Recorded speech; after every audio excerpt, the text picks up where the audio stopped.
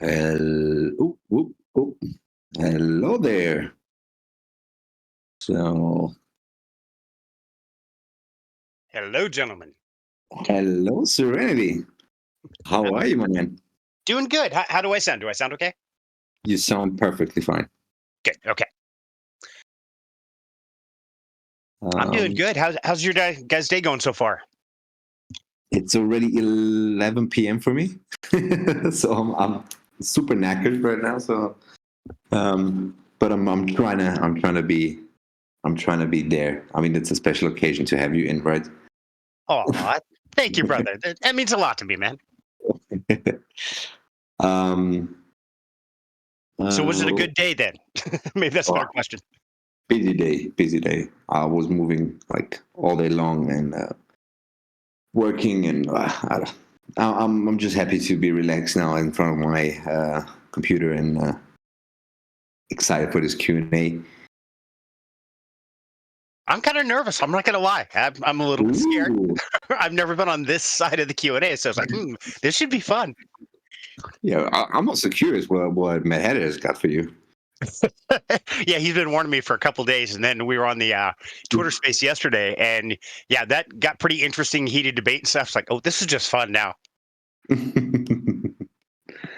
um, did you do an announcement? Okay, perfect. And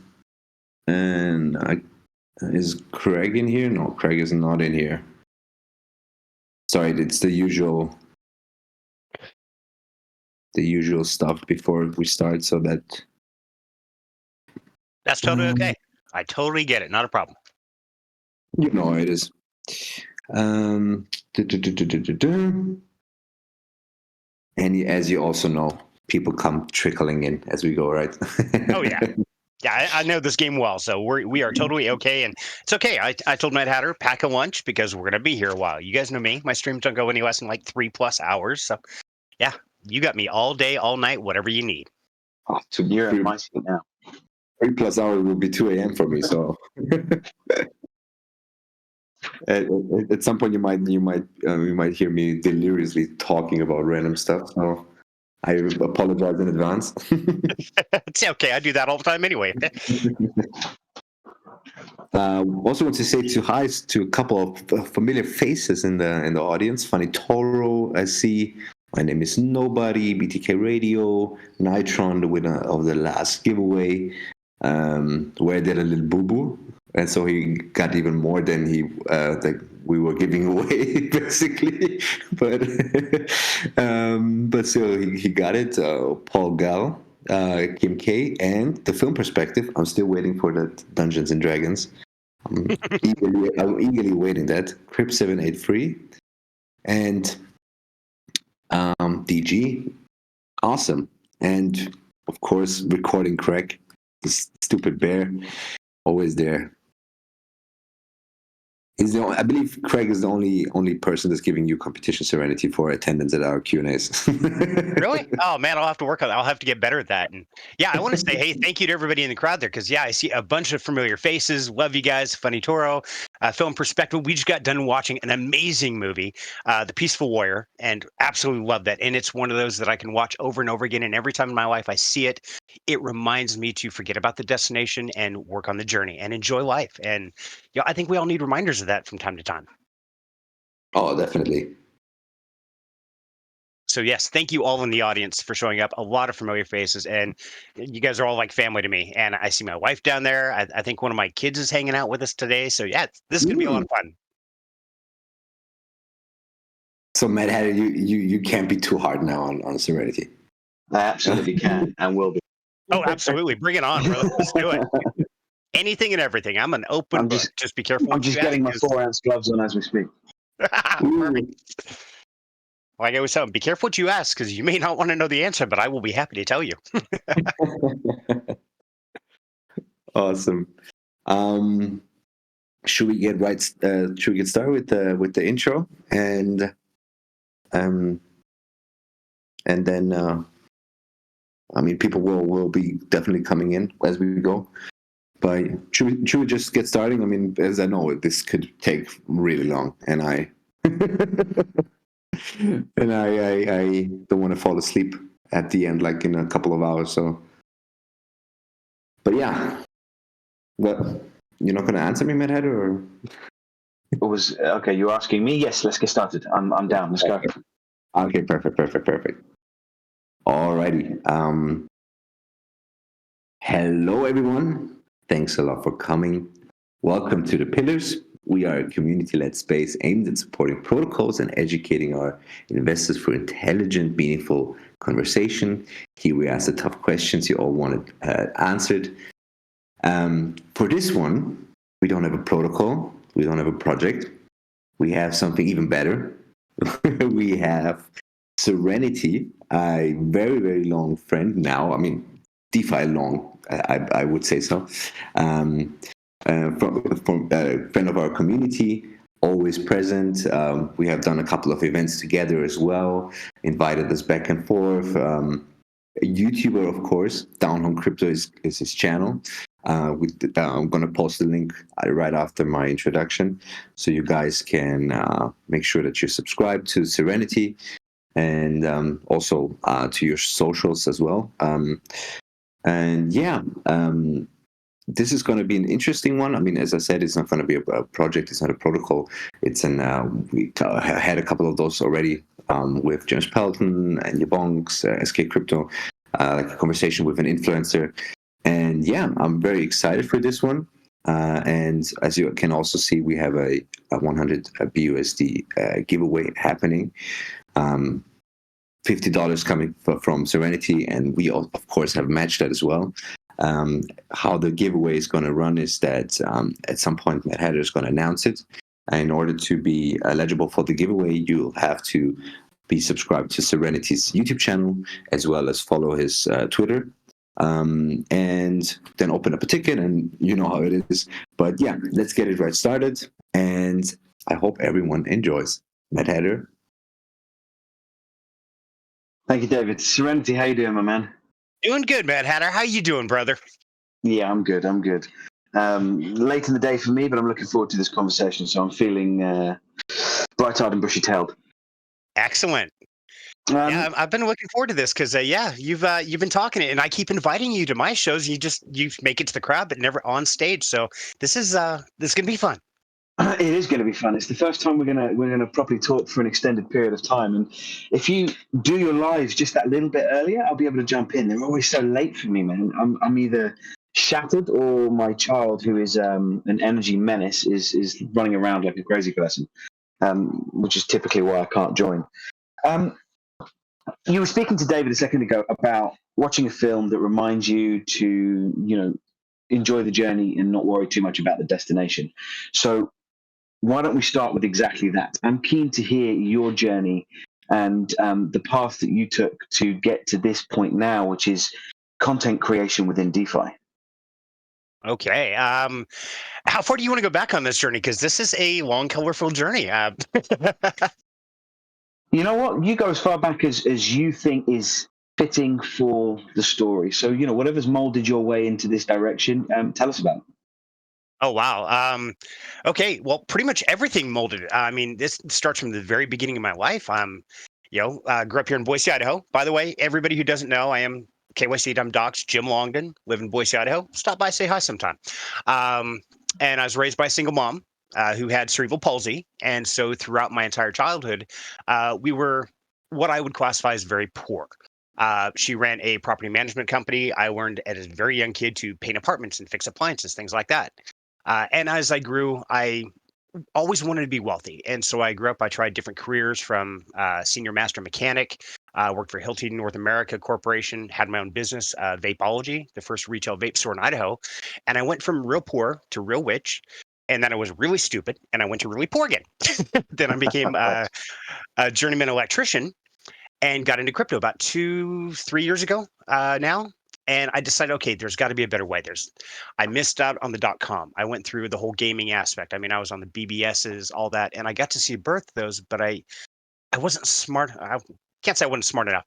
I didn't have the courage enough to dive in and learn something new, and so I missed out on all those. And so now we are on that next evolution, especially the financial system. So all those journeys from the back, from going from poor to rich back to poor again, and now moving ahead again, really taught me that there is no happiness at the destination. The happiness is all about the journey.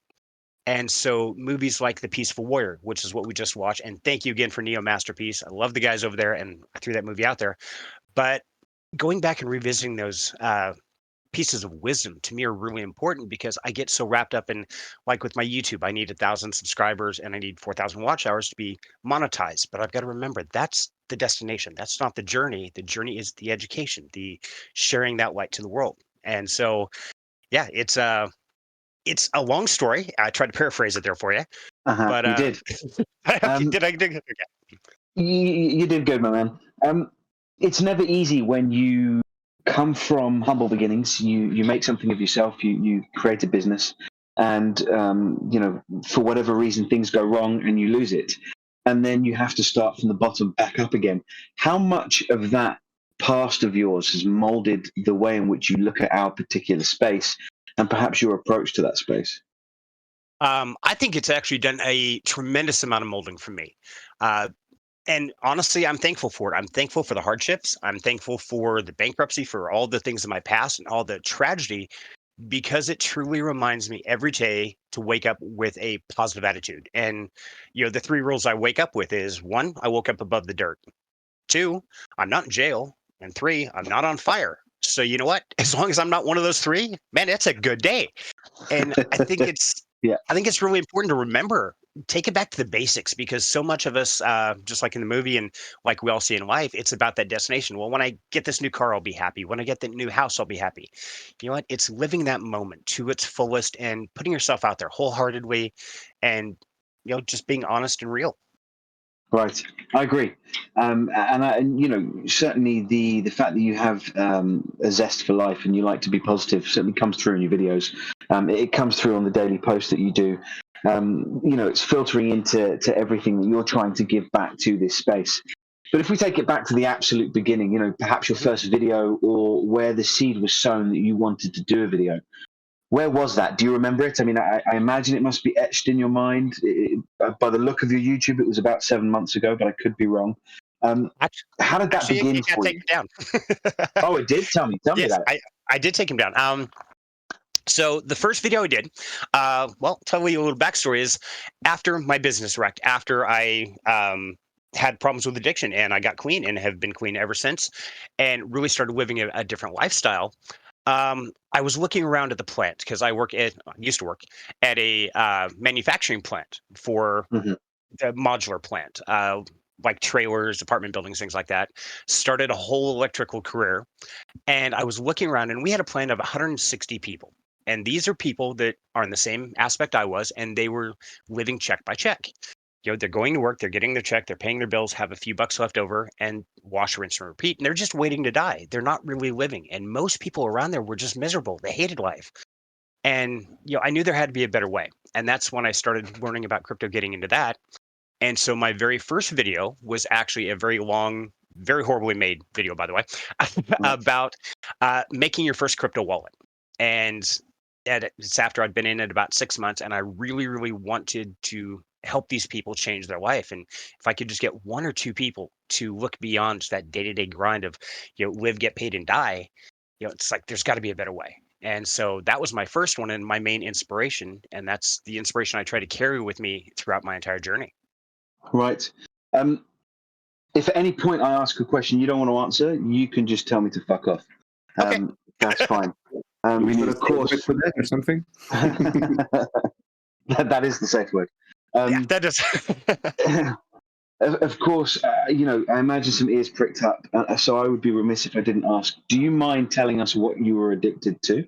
Sure, not a problem at all. And this is the kind of funny part. A lot of people would be like, "Oh my God, that's a horrible person." Well, you know what? I was one of the worst people on the planet, and I was addicted to methamphetamines.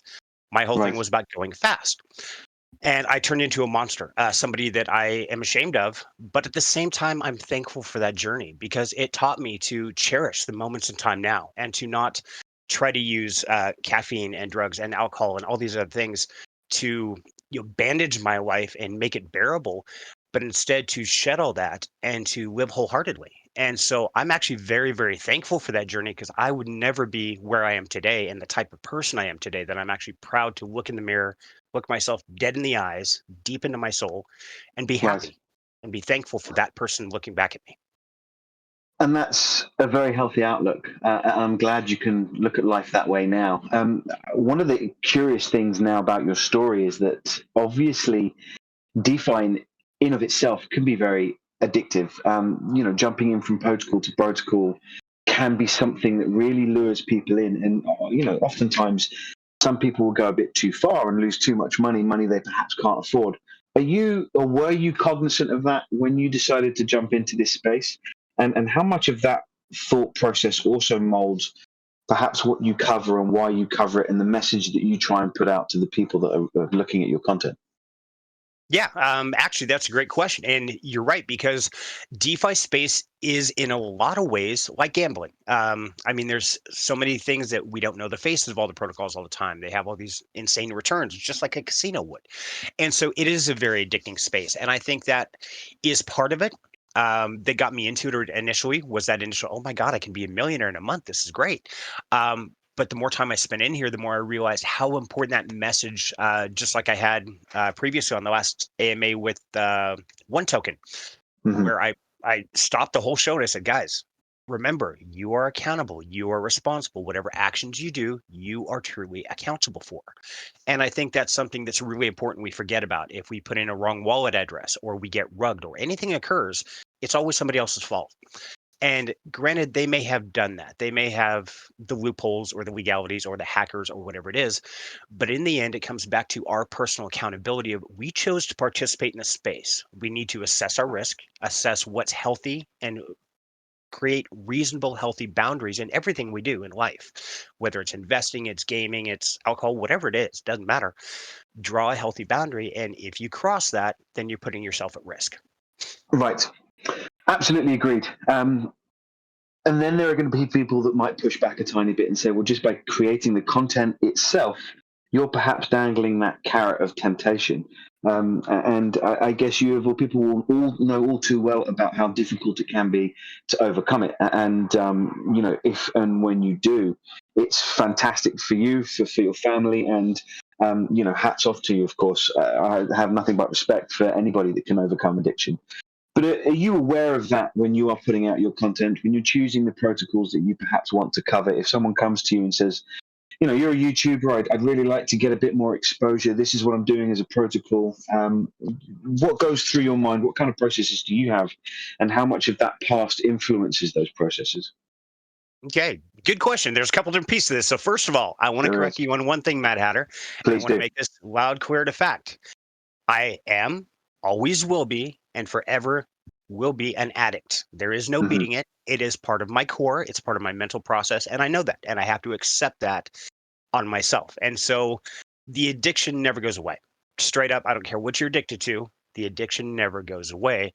All we do is we choose every minute of every day not to succumb to it. And so, any true recovering addict from anything in life, and I don't care if it's gambling, spending money, drugs, alcohol, shoe fetish, it doesn't matter. We all have our addictions, but realizing that that demon is there constantly and it is a conscious choice every minute of every day to not succumb to it.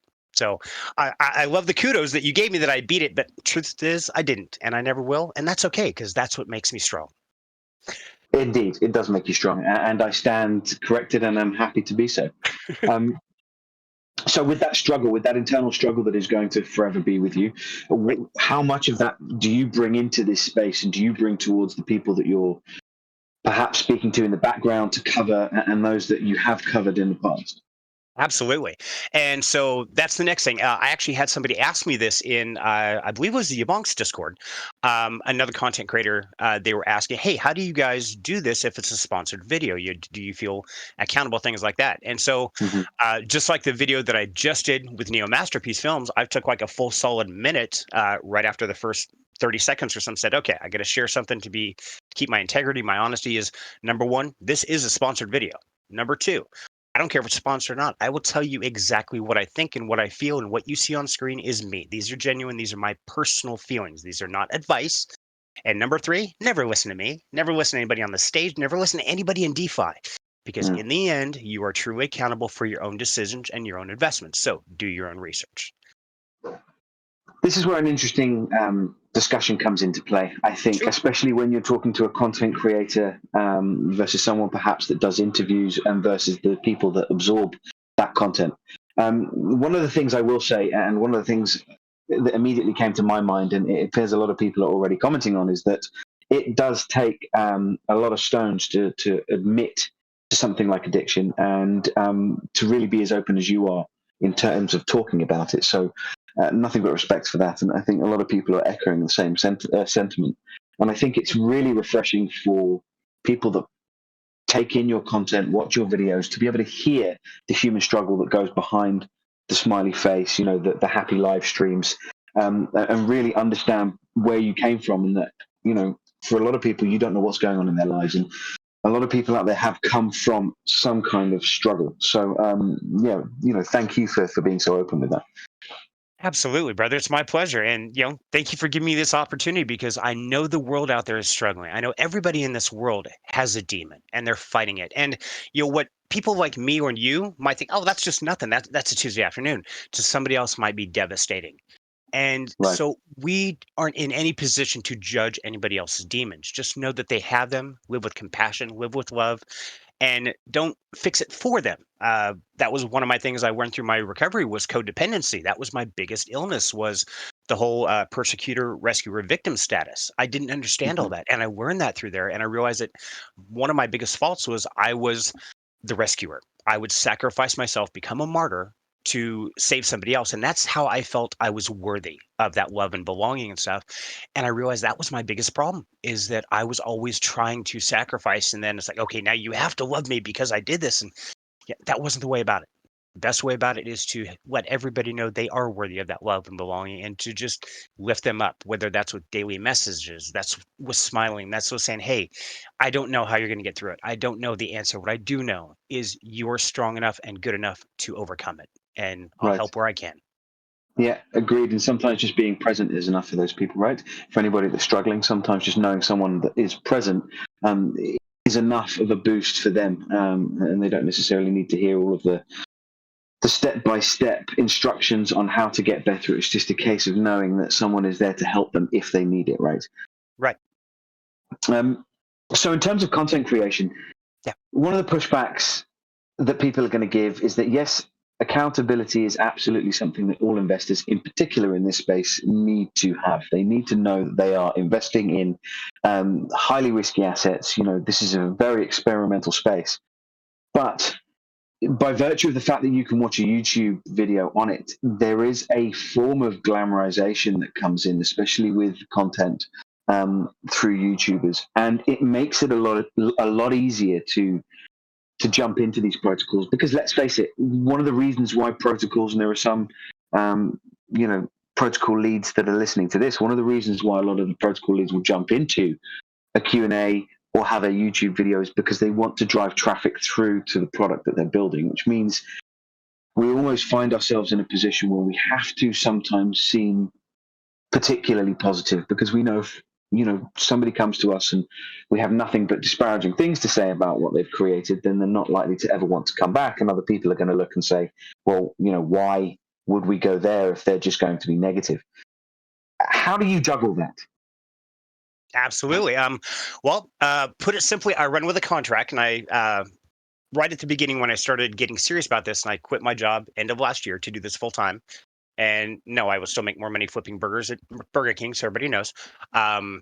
But through the advice of my mentor, Yabonks, great guy, I love him to death. I used most of his contract, edited it slightly, but within that contract says that I have the freedom to say exactly what I think, to give my honest opinion. I get paid up front before the video or AMA or anything is complete because I don't want that to be a bias. And they have to understand going into this that this is going to be the rules I set. And if you don't want to live by them or you don't want to play by them, that's okay. No hard feelings. I wish you the best of luck, guys. But it's one of those aspects to try to make sure I can be honest and genuine and real because if I have to go up there and pretend, I'm a horrible liar. You can ask my wife, my kids. I'm horrible at lying. So yeah, I Hmm. can't do it. I'm not one of those guys. But also, before that contract's even signed and this is agreed, one condition is I must get on a face-to-face, on-camera, private chat with one of the founders, and we're going to talk for a while. We're going to find out, okay, are we a good mesh? And if not, hey, that's cool. No worries. I wish you the best of luck. Because we're not always going to get along with everybody. Right. And so, like, for instance, I got on with Aaron, and he was an absolute blast. We chatted for, God, I don't know, it's probably almost an hour off camera before we ever agreed to do the deal. I think the quickest, shortest one that I ever didn't do that with was probably with Oliver when I jumped up here on stage and invited him to do the AMA. But that turned out to Right. be one of my greatest videos, one of my funnest events. And we were able to connect Oliver with Cyril and get a whole bunch of stuff going for their protocol. Now, am I saying that you should go invest in these? No, I'm not. What I'm saying is I'm excited about it. But you know what? I've lost plenty of money in this space. So I'm not sure I'm the best financial advisor out there, nor am I a financial advisor. So yeah, please don't listen to me. But the Right. biggest thing is I No, go try on. to put these conditions in place so that people understand going into it. I'm going to give my honest opinion, and if that's not what they want, then I'm probably not the content creator for them. Which is a very admirable stance to take. And we will talk about the that one video and why you perhaps chose on that occasion not to necessarily go through those steps at that point. Have you ever gone through the steps, really got on with somebody, they've been more than happy to dox themselves to you, they've had the lengthy chats, and right at crunch time you've said to yourself, I don't think this is going to be for me. I need to move away. Um, Trying to think. No, I don't think I have. I haven't had that opportunity yet. I'm sure it will present itself. I'm sure there will be some point in time which you'll all agree to it, we'll sign it, and then I'll start really diving into the review, and then I'll Mm, find some things that are shady. It's like, you know what? Now, pause, stop. Here's your refund. You go your way, I'll go mine. It's just not one for me. I right. haven't been to that point yet. It's an interesting discussion and an argument that you can have, and you and I have had a couple of back and forths, brief ones, but we perhaps can have a slightly longer one now, Okay. in terms of doxing and why you find doxing important. Because one of the things that we discussed here at the Pillars very early on, especially when we were moving towards a format that was going to be paid, was whether or not we were happy to speak to everybody or we wanted to be very picky with who we spoke to. And the argument that I gave was that by speaking to everybody, regardless of who they are, we can do the research. I won't give any questions, as you can attest to, because I've not given you any questions in the build up to this. I Right. won't give any questions in the build up. In fact, I try to do as little talking to a project lead as possible in the build up to a Q&A because I want to come at the discussion from the point of view of an investor. And from the point of view of what I, as an investor, can do research wise, not what they can tell me that they'd like me to say. But I found that there would be a lot of strength in speaking to various protocols, both good and bad, because we'd be able to expose the good and be able to highlight those, like you mentioned, the one token, Oliver's energy, the ethos by which he sits by, and then, some of the bad protocols that perhaps have ill intention. We are at the same time also able to highlight them. And I think there's great power in putting them on a stage, asking tough questions, having them fail to be able to answer those tough questions so that investors can listen and they can see and they can make a decision based on those answers. And it isn't just kind of put to one side. I would definitely agree on that. And yeah, this is something that I know we've gone back and forth. I've been in a lot of different Twitter space, things like that concerning this topic. And I actually am very impressed by your guys' approach because, yeah, you do bring anybody on and you will ask the hard questions. And I'm starting to think that's why you wouldn't jump on my live stream. So that way you didn't have a predetermined disposition before you get in here with me. But I know better. Kidding. But no, I'm very thankful that you guys do that because the problem is that I filter what I don't feel is worthy out. I try to stop that before it ever hits my channel. So in a way, you are showing what could be the questionable actors, or could be good, could be bad. We really don't know, and you're giving those opportunities where maybe they're ones that I pushed away for their unwillingness to dox, but maybe they're a great project. And so, I definitely have some faults in my system because I do have the potential to block great opportunities out there because of some of the rules that I run by. Right. A famous protocol that did very well last bull run in drip comes to mind. That, Forex Shark, people were never going to get him to docs. And it really took off and has a massive community. So that's a massive set of eyes that can all be clicking on your video and liking.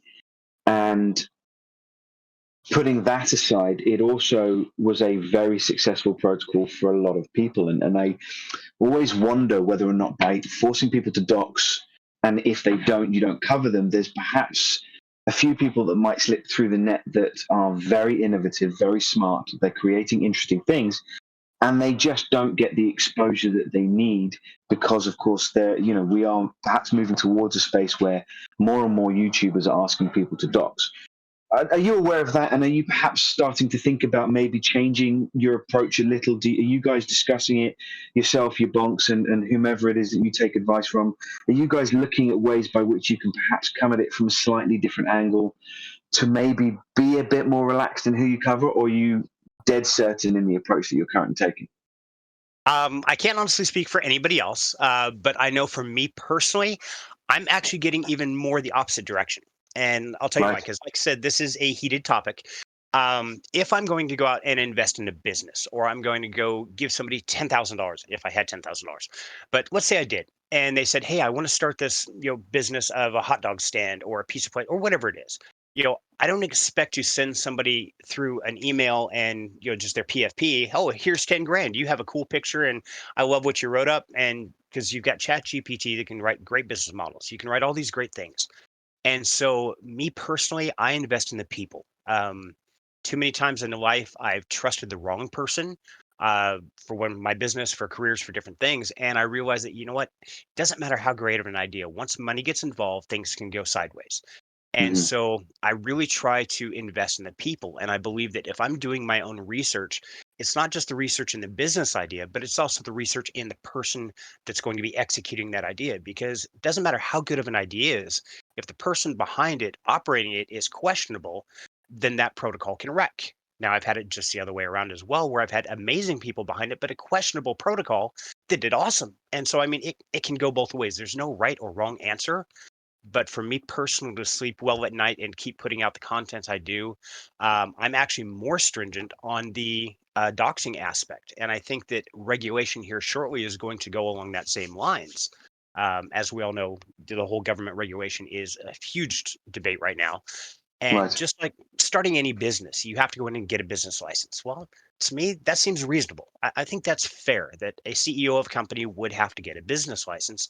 To do that, they have to dox, they have to put their name on their ID, things like that. I don't think that's unreasonable. I think letting the government run your business is unreasonable. Absolutely. There's a fine line there. But I do think that any CEO of a company should be doxed, and we should be able to look up any company in the world and say, okay, who is your CEO? I want to see their face. I want to know their name. Uh, to me, that seems like a reasonable aspect. I agree. I do agree. Certainly with real world businesses. But I think in such an experimental space, one of the ethos in this space is that it's decentralized, and decentralized ought to mean that people don't have to come forward. So, for example, and David raises a very fine question: is what are your feelings on us not being doxed? Because we're not doxed here at the Pillars. We haven't. I certainly haven't doxed myself at all. So what are your feelings when you're hearing someone who isn't doxed doing Q&As in a space with people that aren't doxed about a protocol that may or may not work? It's a great question. And to be honest, I think it's a great thing because you are operating on that anonymity and through your identity as the pillars, as through Mad Hatter, as through David. We know that identity, and we know that part of your mystery, your excitement is that we don't know your face. You don't see your bald, shiny head like mine, which you do see on all my videos. Um, but it's one of those, I think, people like that little bit of mystery, and it also gives you the freedom to accept anybody into the community for those AMAs. And so you've kind of set a standard, and you operate within that standard, protocol that you've created. Mine is, however, a different protocol. Now, if you personally were to create a project and said, "Hey, Jim, we've got this project. We're going to start doing this through the pillars, and we want you to do an AMA with us. It's like, okay, well, you have a project. Here's my contract. Here's my rules for doing a video on a project. So you would have to dox with me. I love you to death, but I would still make you run by those rules, because as soon as I compromise my own set of rules, my own values, then I'm just compromising myself. That's going back to that addiction side. That's crossing that healthy boundary in life. Hmm. I think that's a good way to look at it. The healthy boundary is certainly a very good way to tackle this space. It's interesting that Kim K has just said that I have one of the most honest voices, and that's an interesting point to raise, because I think that plays into your argument perfectly there, Serenity, that I could create a protocol, have an honest voice. I could come across as particularly earnest, but actually be an arsehole who's looking to rug people. And that's the juggling act, right? It's how do you ascertain whether or not someone sounding honest is then being honest? And I think your approach, by wanting to see their faces and wanting to have an engagement with them where you can look into their virtual eyeballs, is important for you, and it gives you a bit more information than you would normally get, or the rest of the audience doesn't normally get. Right. And I think there's an audience for both. Please understand. I don't think there's any right or wrong way. I think there's just different ways. And I don't think one is better than the other. And I'm not saying yours is right and mine's wrong or vice versa. I think we have two different approaches, and it's going to speak to two different types of communities. A lot of them are going to overlap. But the simple fact is, there are some people that have my viewpoint that you have to be doxxed to be, the founder of a project. Others, like you, says no. This is cutting edge technology. The anonymity, the decentralized, is what it's all about. And so I don't think either one is right or wrong, or one is better than the other. I think they're simply different, and that's okay. That's what makes this world great. Right, agreed. I'm going to throw you a curveball. What's your favorite brand of cereal? Favorite cereal? Ah, man, that's tough. Let's see. I haven't had cereal in a while, so and except the boys buy it. Usually, it's grape nuts with a crap load of sugar, or like Uh-huh. no, honeycomb. That's the other one. Or honeycomb. Okay. Now, I take offense to this question because there's only one right answer, but is it milk first or milk after? Cereal, milk, then sugar, in that specific order. So milk, sugar, and then the cereal goes in? No, cereal, then milk, then sugar. Okay, fine, perfect. That's the correct answer. Anybody that puts their milk in first can absolutely leave the Q&A and never come back, because Yeah, because you have to put the cereal in, and then you put enough milk just until it comes to the very top of the cereal. Exactly. That's You when you still want to stop. retain some crunch too, right? Exactly. Yeah. There's a very fine balance. Right, exactly. It's a juggling act. And lastly, what kind of milk? Whatever's in the fridge. I think we've switched a couple times in my lifetime. I think we're running on 2% or vitamin D. I'm not sure which. Okay, fair enough. All right, that's your curveball. I like it. From the first video that you made to the latest ones, your arc of learning, I'm sure, has been fairly significant. What do you think has been your main takeaway from then to now in terms of how you approach just the video making once you've got through all of the steps of doxing? Wow. Man, just in the last like 6, 8 months, I have learned so much about the YouTube algorithm, about video creation, from lighting to intro to the characteristics of people. If you don't catch them or hook them in the first 20 seconds, yeah, they're gone. They just don't want to pay attention. And I can see that from the analytics looking through my channel. And so I have constantly strived to change, to grow, to modify my content. And even in my series From Zero to Hero, which that's the one I actually deleted the first one, restarted it. It used to start with like a 10-second intro of like, okay, this is Down Home Crypto with Serenity. Well, I got rid of all that and I immediately started jumping to the content. So really, I think I'm always evolving. And I think when I stop trying to grow and I stop trying to evolve, that's when I need to hang it up and I need to change careers again. Now, I've had, what, 8 careers in my lifetime. I mean, talking full career change. I mean, you're talking going from mechanic to, a salesman to electrician, you name it. There's no overlap. And so this is just another step in my journey. And I think when I stop growing every day, then it's time to put it up. Right. Do you ever think about moving platforms? One of the thought processes that always comes into my mind, especially with YouTube videos and content creators, is I don't always think the algorithms do the people that are making the content justice. There's some excellent content out there, people that are covering protocols in particular in this space in earnest. They really are making sure they're as vigilant as they feel they can be, and then you get this wonderful content, and then hardly anybody sees it because the algorithm is working against them. How do you feel about that? And do you ever think, oh, maybe I want to move to a different platform, or perhaps create my own platform? Does that ever cross your mind? Only about 300 times a day. Right. It very much is an uphill battle, and it's something that Yabonks warned me in the very beginning. He said, just when people start to pick up momentum is when usually they're just beat up. You've got to go in accepting that you're going to get knocked down every day for weeks or months, and it's a tough uphill battle. But I think as more people start to watch it, and more people grow with it, and more share it, then that will start to grow with itself, as long as we don't just keep doing the same cut and dry content, but we try to grow as well. So I think there's a lot of parts to it. But yes, I feel defeated on a regular basis, and I'll watch my own videos like, oh my God, that's horrible, or I should have done this, or I should have done that. And what I have to do is I have to stop and remind myself, you know what, as long as I did the best I possibly could in that moment in time, and I always give my whole self, wholehearted, 100%, then you know what, that's the best I can ever ask for myself. So I'm proud of me for doing it. You should be proud. Talk us through, before I dive into some more questions, talk us through the effort that goes into creating a video, because I don't necessarily think a lot of people understand how much work goes into researching a project, then filming something that might be an hour long, and then editing it to a point where you feel satisfied that it can go online and you can give it to people to watch. Okay. Actually, people would be really surprised. To be honest, for most content creators, you bonks warned me this to begin with. You can make more money flipping burgers until you get to be like Mr. Beast or somebody huge, than you can doing these types of videos. Now, if you're doing just quick AMAs over and over and over, and you're charging for each one, that's a different story. But if you're doing an actual project review, give you an idea on. I'm trying to think. I'm looking through right now what the last one I did was. From the very beginning, standard practice is I'm looking at 2 to 3 solid days of research on a project. And that's reading the white paper, going through the website, the Twitter, following through all the stuff in the Discord, and trying to become a master of that project. At that point in time, then I feel I'm ready to start doing a video. So I already got 3 days down. And then for video, there's so many outtakes, there's so many errors and editing, things like that. For about every minute of watch time, you're looking probably 30 minutes to an hour of actual real life time is a good mathematical breakdown on that. Right.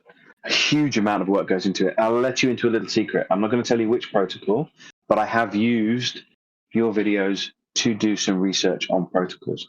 Oh, cool. Thank you. So yeah, I have watched to take notes, but it is astonishing how much work goes into it. I put hours and hours of research into the Q&As, before somebody comes and sits in, but also because I think, and I'm sure you feel the same way, if someone, in particular, if somebody has paid, they're deserving of that time. And if it takes me 3 hours or 3 days, that's the amount of time it takes, and they deserve my full attention when it comes to going into a protocol and deep diving into how it all works.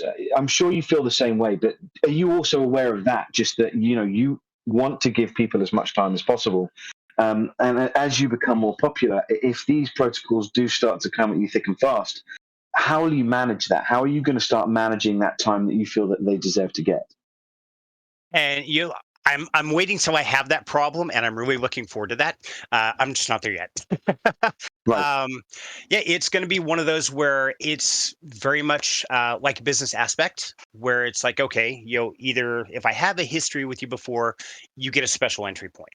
You get kind of put on the front burner right off the bat. But I always want to have realistic expectations and timelines. So even if 5 people showed up today and said, hey, I want each one of you to do a project. And I'd say, okay, well, first of all, I'm going to look at all of them. It's like, okay, who do I know? Who don't I know? From there, I always do a little bit of pre-research before I ever have that live chat, because I want to know what I'm going into. So I'll spend 3 to 4 hours just doing a rough skim through of the information before I ever get on the live chat to even talk about doing a contract signing. Right. Because that's usually my first clue there. And I just drew a total blank.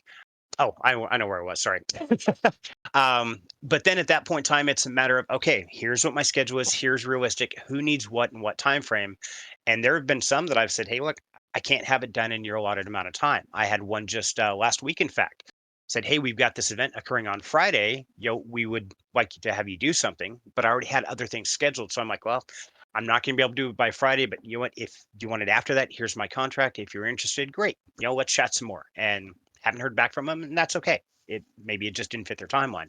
So I have to realize that I have to accept that I'm going to have some projects decide not to go with me because of my scheduling. And that's okay, because I think it's better to do everything the best I possibly can and not cut corners instead of just trying to cram all this in there and put out substandard information.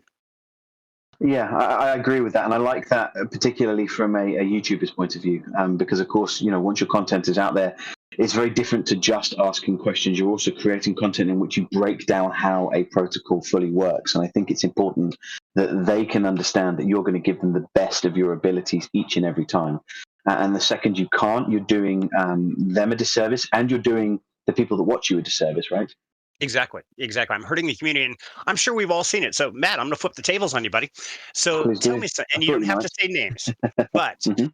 have you seen certain people, and say maybe they're pretty big content creators, but they have gotten to the point that they're so big and so busy that even watching their AMAs, you compare them to like your AMA, it's like, in the back of your head, it's like, this dude did no research. He like read the title of the white paper and that was it, and scheduled them. Have you seen those content creators out there? Yes, and content creators, spaces, Telegram channels. It's rife. It really is filtering throughout this entire space. It's one of the reasons why we wanted to do Q&As and in the format that we do it, because um, it is a big problem, and content creators in particular can get to a size whereby it's just flimsy. And you look at the early stuff, and now you look at the stuff that's being released now, and you just think, oh, what a shame that obviously what's happened is people are going to purely for the numbers, but how much of those, or how many of those numbers are actually going to convert to interested investors, especially as this space starts to mature and people start to crave a bit more of an in-depth conversation or an in-depth analysis. So yeah, I absolutely have seen that happen, and it drives me crazy, to be honest. So let me ask you, from some of those people, and like I said, once again, I don't want names, but are some of those people ones that before you used to respect a lot more and now you've started to lose respect or even your desire to watch or partake in their environment anymore? Um, Good question. Have I lost respect for them? No, not necessarily, because some of them I might not necessarily know on a personal level. I don't know the reasoning as to why their content delivery has changed. I don't know why they've pivoted. So I haven't lost any respect for them, but I certainly might not necessarily consume their content as much. So whether or not you translate that to respect or not is down to the individual. But I might start moving away from one content creator and unsubscribe and go elsewhere simply because I've become a bit disappointed with the content that they're putting out and the way they're covering projects. Perfect. Okay, so I've got a favor to ask you, Matt, and everybody in the audience. I want each of you to make me a promise. If at any point in time you see my content get shady or sketchy, or it just doesn't have the heart, let me know, please. Say, hey, yeah, Serenity, I just watched your last video, and man, you look like you just didn't give a shit. And if that ever happens, let me know. I want to know, because if so, I need to reassess my values and reassess myself. So I ask all of you to help me on that. And that's admirable, and I think a lot of people will appreciate hearing that, because I think it's also important that you do have people around you that can say, "Hey, that wasn't very good, or that wasn't your usual quality. You need to revisit that and do a little bit better next time because we expect more from you." It's the same here. We hold ourselves to very high standards, and if those standards slip, certainly we want people to say, "Hey, perhaps you could have done a little bit better. You didn't ask the tough enough questions, etc." Because it is important, right? That's something that I'm going to filter into during the conversations. To an extent, what we're doing is important. It's important not just for the people that listen, not just for the people that watch, but for my own wallet. It's important for me and the people that I work with closely that I do a good job in asking questions so they can make an educated decision on whether or not they should invest their money. Exactly. And I think that's an important thing is we always have to remember, like you said earlier, we are the front line. We are the ones that a lot of people listen to, like you, watch some of my videos to learn this information. Now, if I'm not giving good information or I'm not giving it my all, my whole heart is not poured into this, then I'm doing you a disservice. And I never want somebody to say, man, Serenity, he scammed me on that, man. That was screwed up. I never want to have that conversation. I know I will. That's like a rite of passage for any content creator. But I want to make sure that if that conversation ever comes up, I can always look myself square in the mirror and say, you know what, did you do your best? And I can answer myself yes or no, honestly. So, yeah, I think it's Yeah. important. We get so wrapped up in the industry of creating the content, pushing it out, trying to get the best things. And as more come on, there's more pressure to get more out. But I think it's important for us because we get so lost in the forest for others to have that open door to say, hey, that could have been better. That's not your best. Like, okay, thank you. I agree. And one of the things that we are going to have to deal with is there are going to be people out there that are going to be deliberately critical. They're going to jump on the negative rather than the positive. There are some people that listen to our Q&As that might be listening to this Q&A who, the minute something negative happens, are very free to jump on it. They want to comment. They want to laugh at it. They want to point it out. Yet never say well done. And it's one of the things that we have to kind of deal with in this space, right? It can at times feel like a thankless job. But if people continue to listen to you and your audiences are growing and people are interested in what you have to say because they keep coming back, then I suppose that shows the true quality of your work. I would agree. And one thing I want to point out on that and take it to the next level on this, Matt, is something that is years ago in one of my recovery meetings and sitting there with a bunch of people in addiction stuff. We had one guy who had just gotten out of jail after like 15 years. And the counselor was asking him, was like, hey, how are you finding it? And he looked up and he looked everybody square in the eyes. He said, this world is fucking terrifying. And you know what? The truth is, it is. And it takes a lot of guts to get up here in front of you guys, whether it's on or off camera, doesn't matter. But make no mistake, I am terrified every time I get in a public place. And that's okay. That just means I'm human. That means I'm living to my fullest. I'm pushing the boundaries. And so being afraid is okay. And I'm going to have people throw those rocks. And you know what? They're free to do that. I totally believe in the freedom of the world and freedom of speech. But just remember, it's one of those where make sure you got your facts right. And if I'm in the wrong, absolutely, I would first put my hand up and say, dude, I screwed up. Wow. Sirens? Really? Thanks, man. Yeah, well, you were talking about prison, so here they are. I know. That was epic. I love it. But yeah, it's one of those where I'm not going to lie. I'm terrified all the time. Right now, I'm sitting here sweating. That's just what it's like to live life to the fullest. And Right. everyone is free to have their opinion. And some people do feed on the drama. And truth is, I feel sorry for them. If they only feel better by knocking other people down, that's not living. That's just wrong in my book. But yeah, that's your choice. I agree. And I want to talk about that a little bit. Before I do, I'm going to A, make a confession, and then B, read something that somebody has just said and ask your opinion on that. The confession is that I am extremely terrified before every single Q&A that I do. It might not necessarily sound it once I'm speaking to someone, but I go through a bundle of nerves. And it's because I care about the content that I'm trying to put out. I care about the conversation, and I want to ensure that everybody walks away enjoying the chat that I'm having. Without those nerves, I don't think I would be able to do this to the best of my abilities. And the day that those nerves aren't there is the day that I say, right, I can't do this particular Q&A because I'm just not invested in it. So I think nerves are a good thing. I think in that they are. respect. I agree, and that's one thing. One of my favorite bands is Shinedown. I'm sure a lot of you guys know that by now.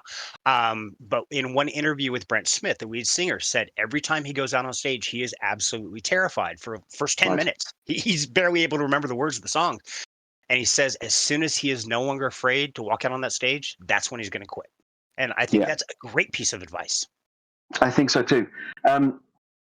Now, someone has said here that the first money that they lost, it's Funny Toro who said the first money that he lost was a rug pull pushed by a popular YouTuber, and they didn't have any kind of remorse to their followers. They just deleted the video. I have seen that time and time again.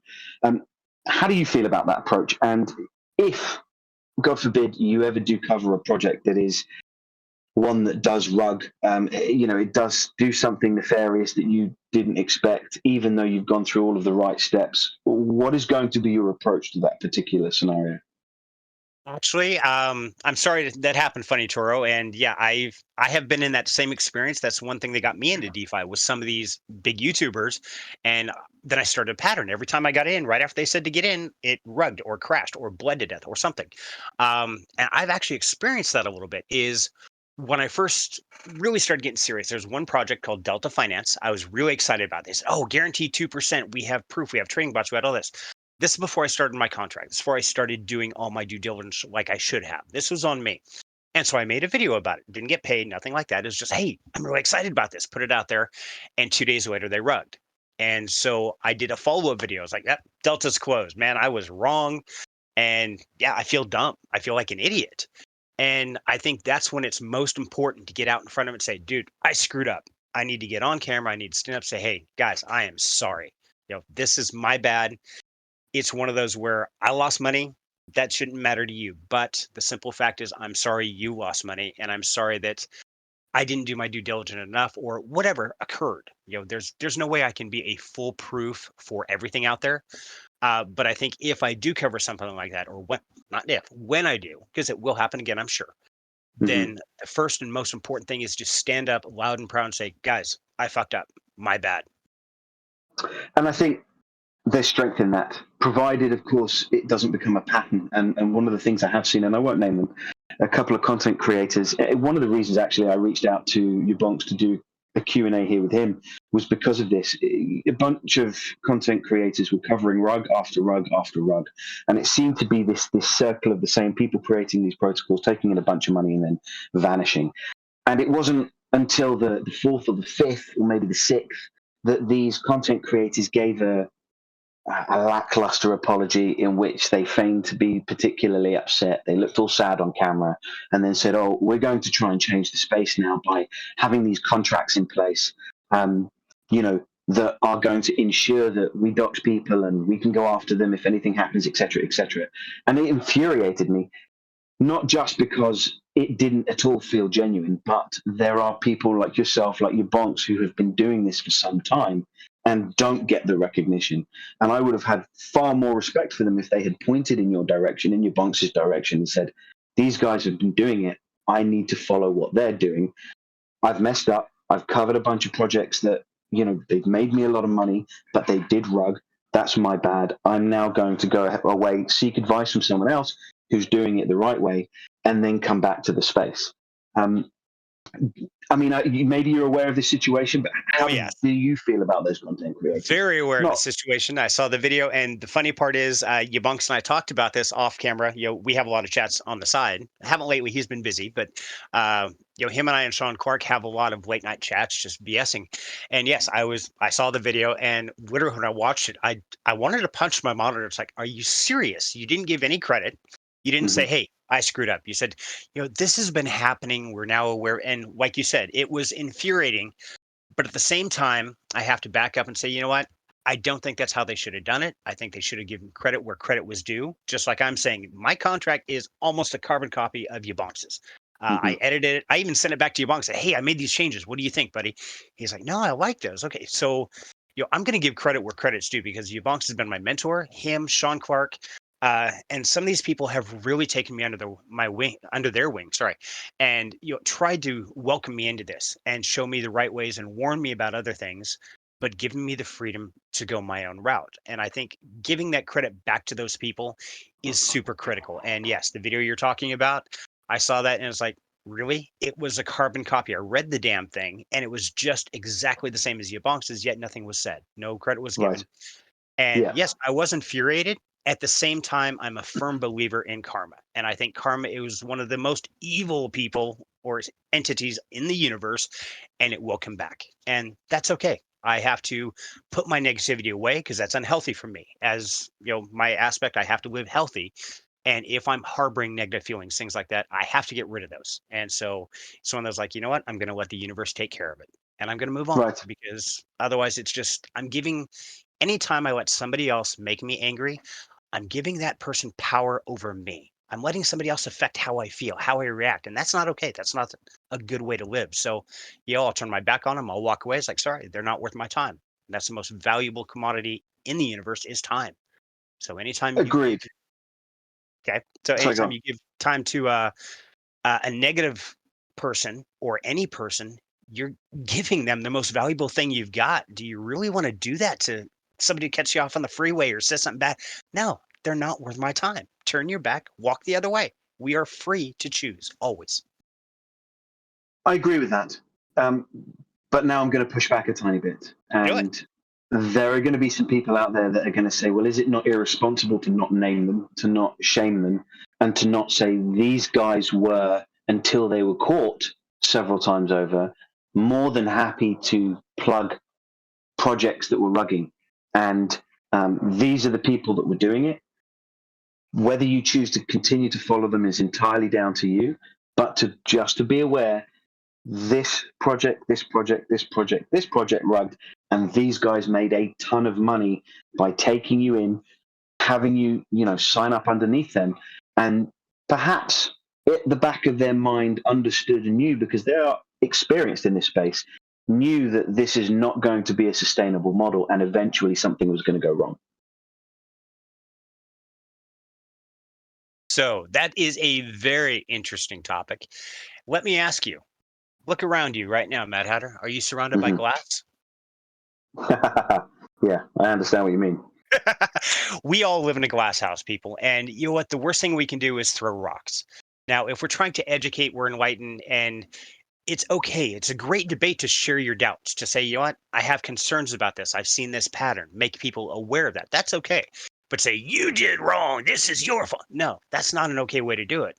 And so I think it's a very fine line. And the truth is, I am not the person to be throw rocks at anybody. I've made my own mistakes and I will make more. I guarantee it. I guarantee I'm going to screw up and I'm going to cover a red project one day.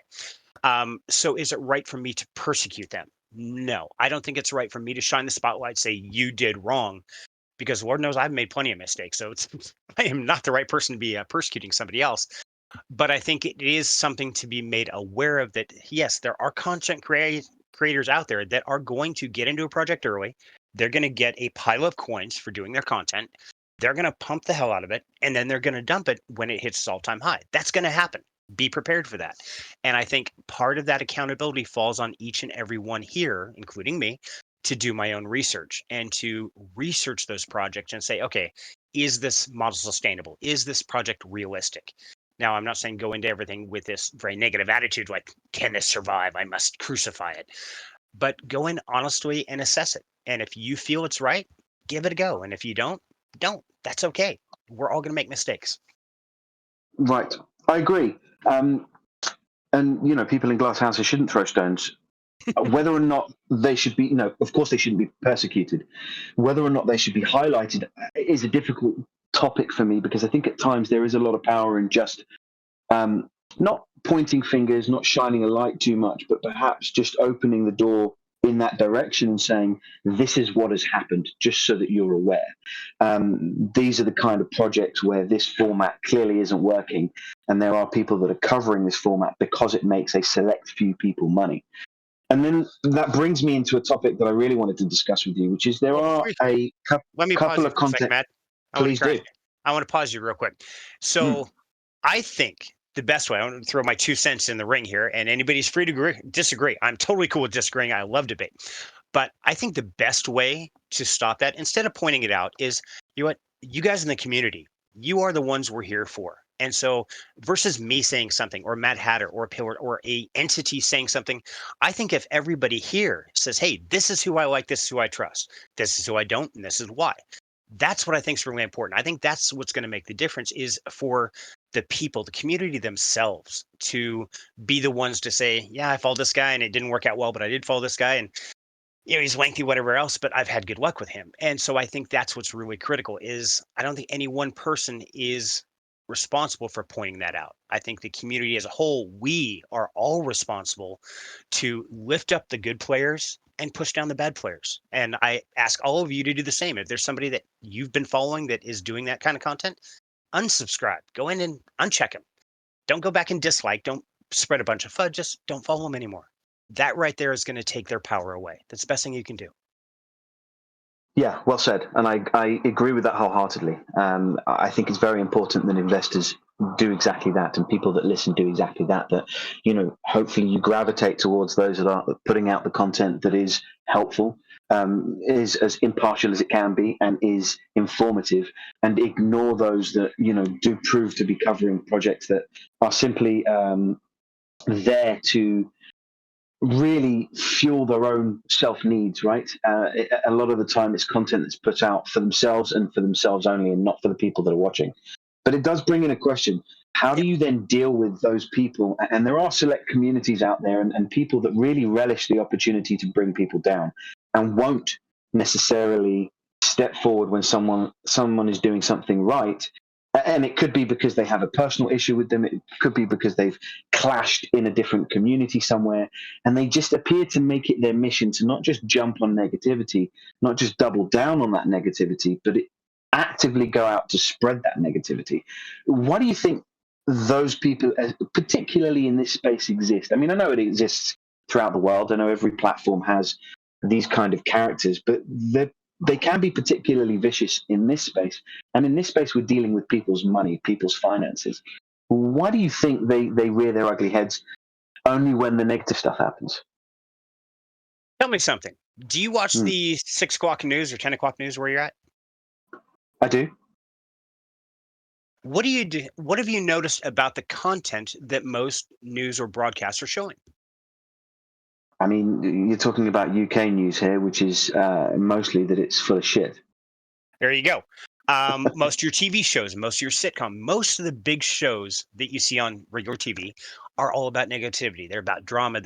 He's cheating on her, she's sleeping with him, he killed him, this person drowned their child. I mean, it's all about the negativity. And the sad part is humanity as a whole feeds on negativity.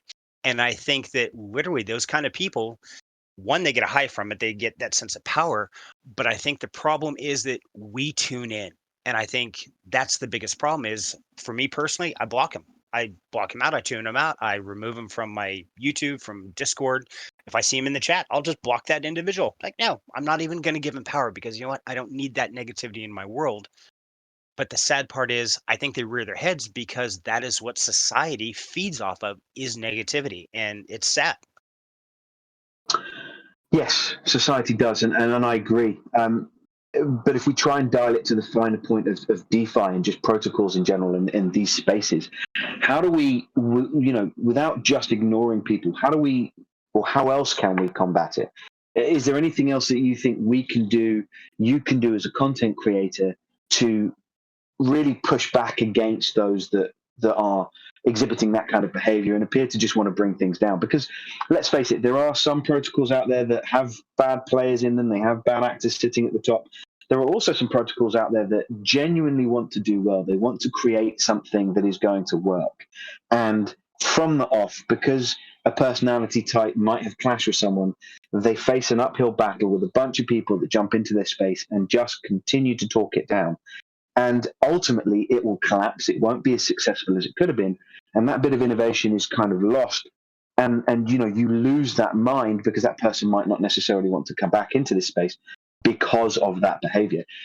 How do we combat it to really protect those people that are listening and the investors and ensure that, protocols that want to do well, and let's take one for an example. They're very Okay. new. You jumped on stage because you sensed something in Oliver as he was speaking that you liked, and you broke protocol a tiny bit to invite him onto a live.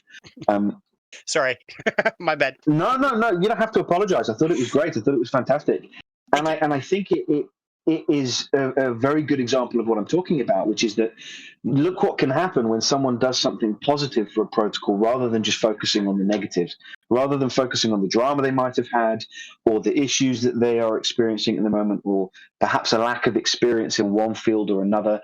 When people come together and actually say, right, actually, let's help these guys, let's give them some advice, let's tell them where they can improve, and let's trust them with, $10, $15.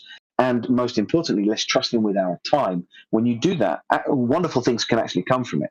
Right. How do we encourage that more and more with Absolutely. what we're And doing? This has like a three-prong aspect to it. So first of all, if anybody listening, I am not a religious person. I am, however, a spiritual person. I think there's a very big thing there. I don't go to church, but I do believe in a higher power of sorts. I believe in the cosmic law, things like that. So the biggest thing, and the reason I'm leading up to this, is there's one quote, and I'm probably going to screw it up because I always screw up quotes. That's just my thing. Um, Wow. all it takes is for evil to win is for good people to do nothing. So I think how we combat that is we shine the light. We give them the opportunity. We raise them up. We put positivity in the world. We don't go out and fight negativity with negativity. That doesn't work. You don't. If you got somebody angry, you don't get in their face and yell at them. You get in there and be kind. You be polite. You be nice.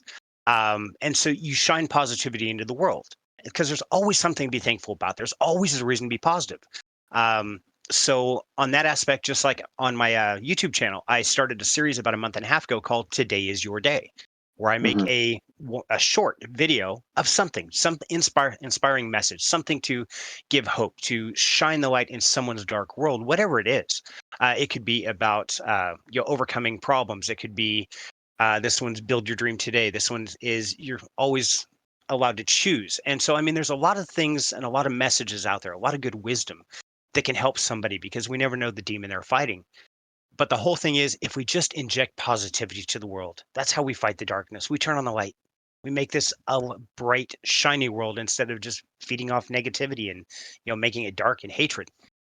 And then on top of that, taking it to the next level for the protocols themselves, like with one, something struck me, something hit me, and I was really impressed with Oliver's integrity, his courage to get up there and say, "Hey, I disagreed. This is what I'm going to try and do." And I didn't want to go on the disagreement part. I don't care about the drama behind it. What I care about is somebody's trying to rise up and overcome a challenge. And I think the best thing we can do there is we can say, "Hey, you know what? Not sure I totally agree you're going to make it or not, but you know what? I'm going to dedicate some time. I'm going to put $5. I can live without $5. That's what I'd put in a scratch ticket. No worries." And I think just supporting somebody who's trying to do a good thing is the most powerful that we can do is to help others.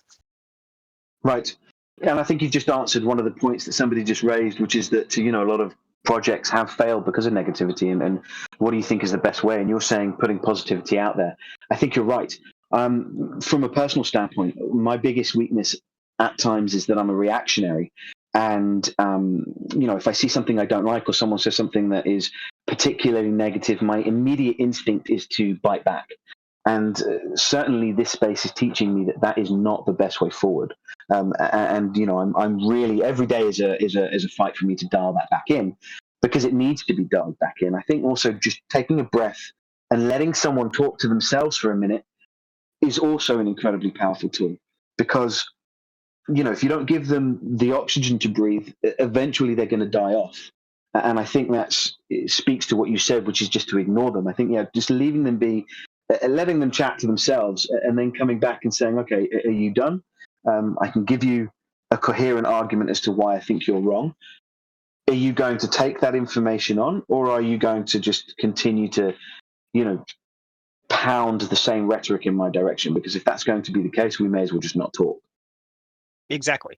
And please understand, I'm not talking about just spreading hopium. That is definitely not the right way. Because there's a lot of people like, "Oh, no matter what, it's going to go to the moon." It's like, dude, it's bleeding to death. There's got to be honesty and integrity on that aspect as well.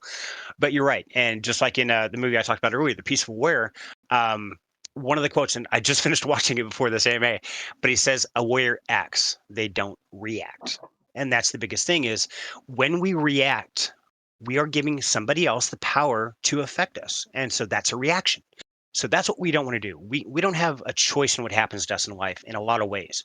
What we do have is the power of choice of what we're going to do. And that's the most powerful thing we've got is that power of choice. Truthfully, it's the only thing we got. We don't control our emotions. We don't control the world around us. What we do control is our actions. Right. Yes. I think you're right there. You mentioned something interesting. You mentioned the word hopium. Do you, or are you fearful, or do you think about the fact that your positive approach may cause some people to say, "Well, this guy is just full of hopium, that his aim is just to constantly be positive, and therefore we're never going to see a negative aspect of a protocol, or we're never going to really get to discuss things that don't really work within a project that's been developed because he just wants to go down that positive route? That's a very good question. And you know what? That's something that I've been worried about over the last several months is that, yes, I am so positive and I try to stay that way. And I do that by making sure that I'm not in a negative situation to the best of my ability. They're going to happen from time to time. Put simply, if it's something that I don't feel is worth my time, I simply don't spend my time on them. And so I try to just never put myself in that situation. Now, are there good projects out there and things that would be good debates and discussions? Oh, I love a great debate. Don't get me wrong. I will argue for till I'm blue in the face and we can go for hours. No problem there. Hit me up anytime, anywhere. But am I going to just come out swinging? It's like, oh my God, this is horrible. No, you know what? I'm not going to do that. I'm going to say, you know what? I don't have faith in this for these reasons, and I'll leave it to you to assess for yourself. Have a great day. Right. And do you think that the space is progressing in that respect?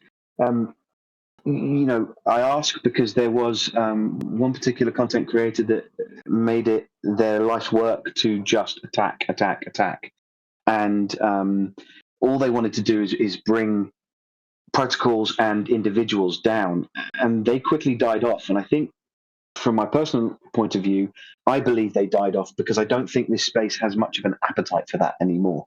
I think we're slowly changing, and helping one another is becoming the new norm rather than just battling it out against one another, and the loudest, meanest space or community wins. I think the space is evolving. I think, you back up a year or two ago when this was just super fresh, people didn't realize how big the table was. And so they were battling for that head seat at the table. They didn't realize it was a round table. And you know what? Everybody's at the head. They were thinking Right. it's a long, conference table and you got to be at the head of the table. Otherwise, you're just not top dog. And I think people are starting to understand that this stuff is evolving so quickly. I mean, the world around us is changing, people. If you don't realize it, I don't know how you can't, but literally the entire financial system, everything about this world is changing and we are on the cusp of it. And so, yes, I would like to be more front and center. I'd love to have a bigger following. I'd love to have a lot of different things. But at the same time, I've got to remember this moment in time, what I'm doing, where I'm at is the most important. And so I think people are starting to realize that there is no head of the table and that we can all grow together and that really we succeed by lifting others up. So if we are succeeding by stepping on people's backs, we're not going to survive because that person's going to get up. When you're standing on them, somebody's going to stand up and they're going to knock you down. And there's just Right. no room for that anymore. Yeah, I agree. You never get anywhere standing tall on somebody else's shoulders, right? Because eventually you've got to get off. Exactly. What, in terms of protocol, then excites you the most? What kind of protocols are you looking to see in the space at the moment? Ooh, that's a good one. That's Really, David's. of course, it's David. David, I love you, buddy. Thank you.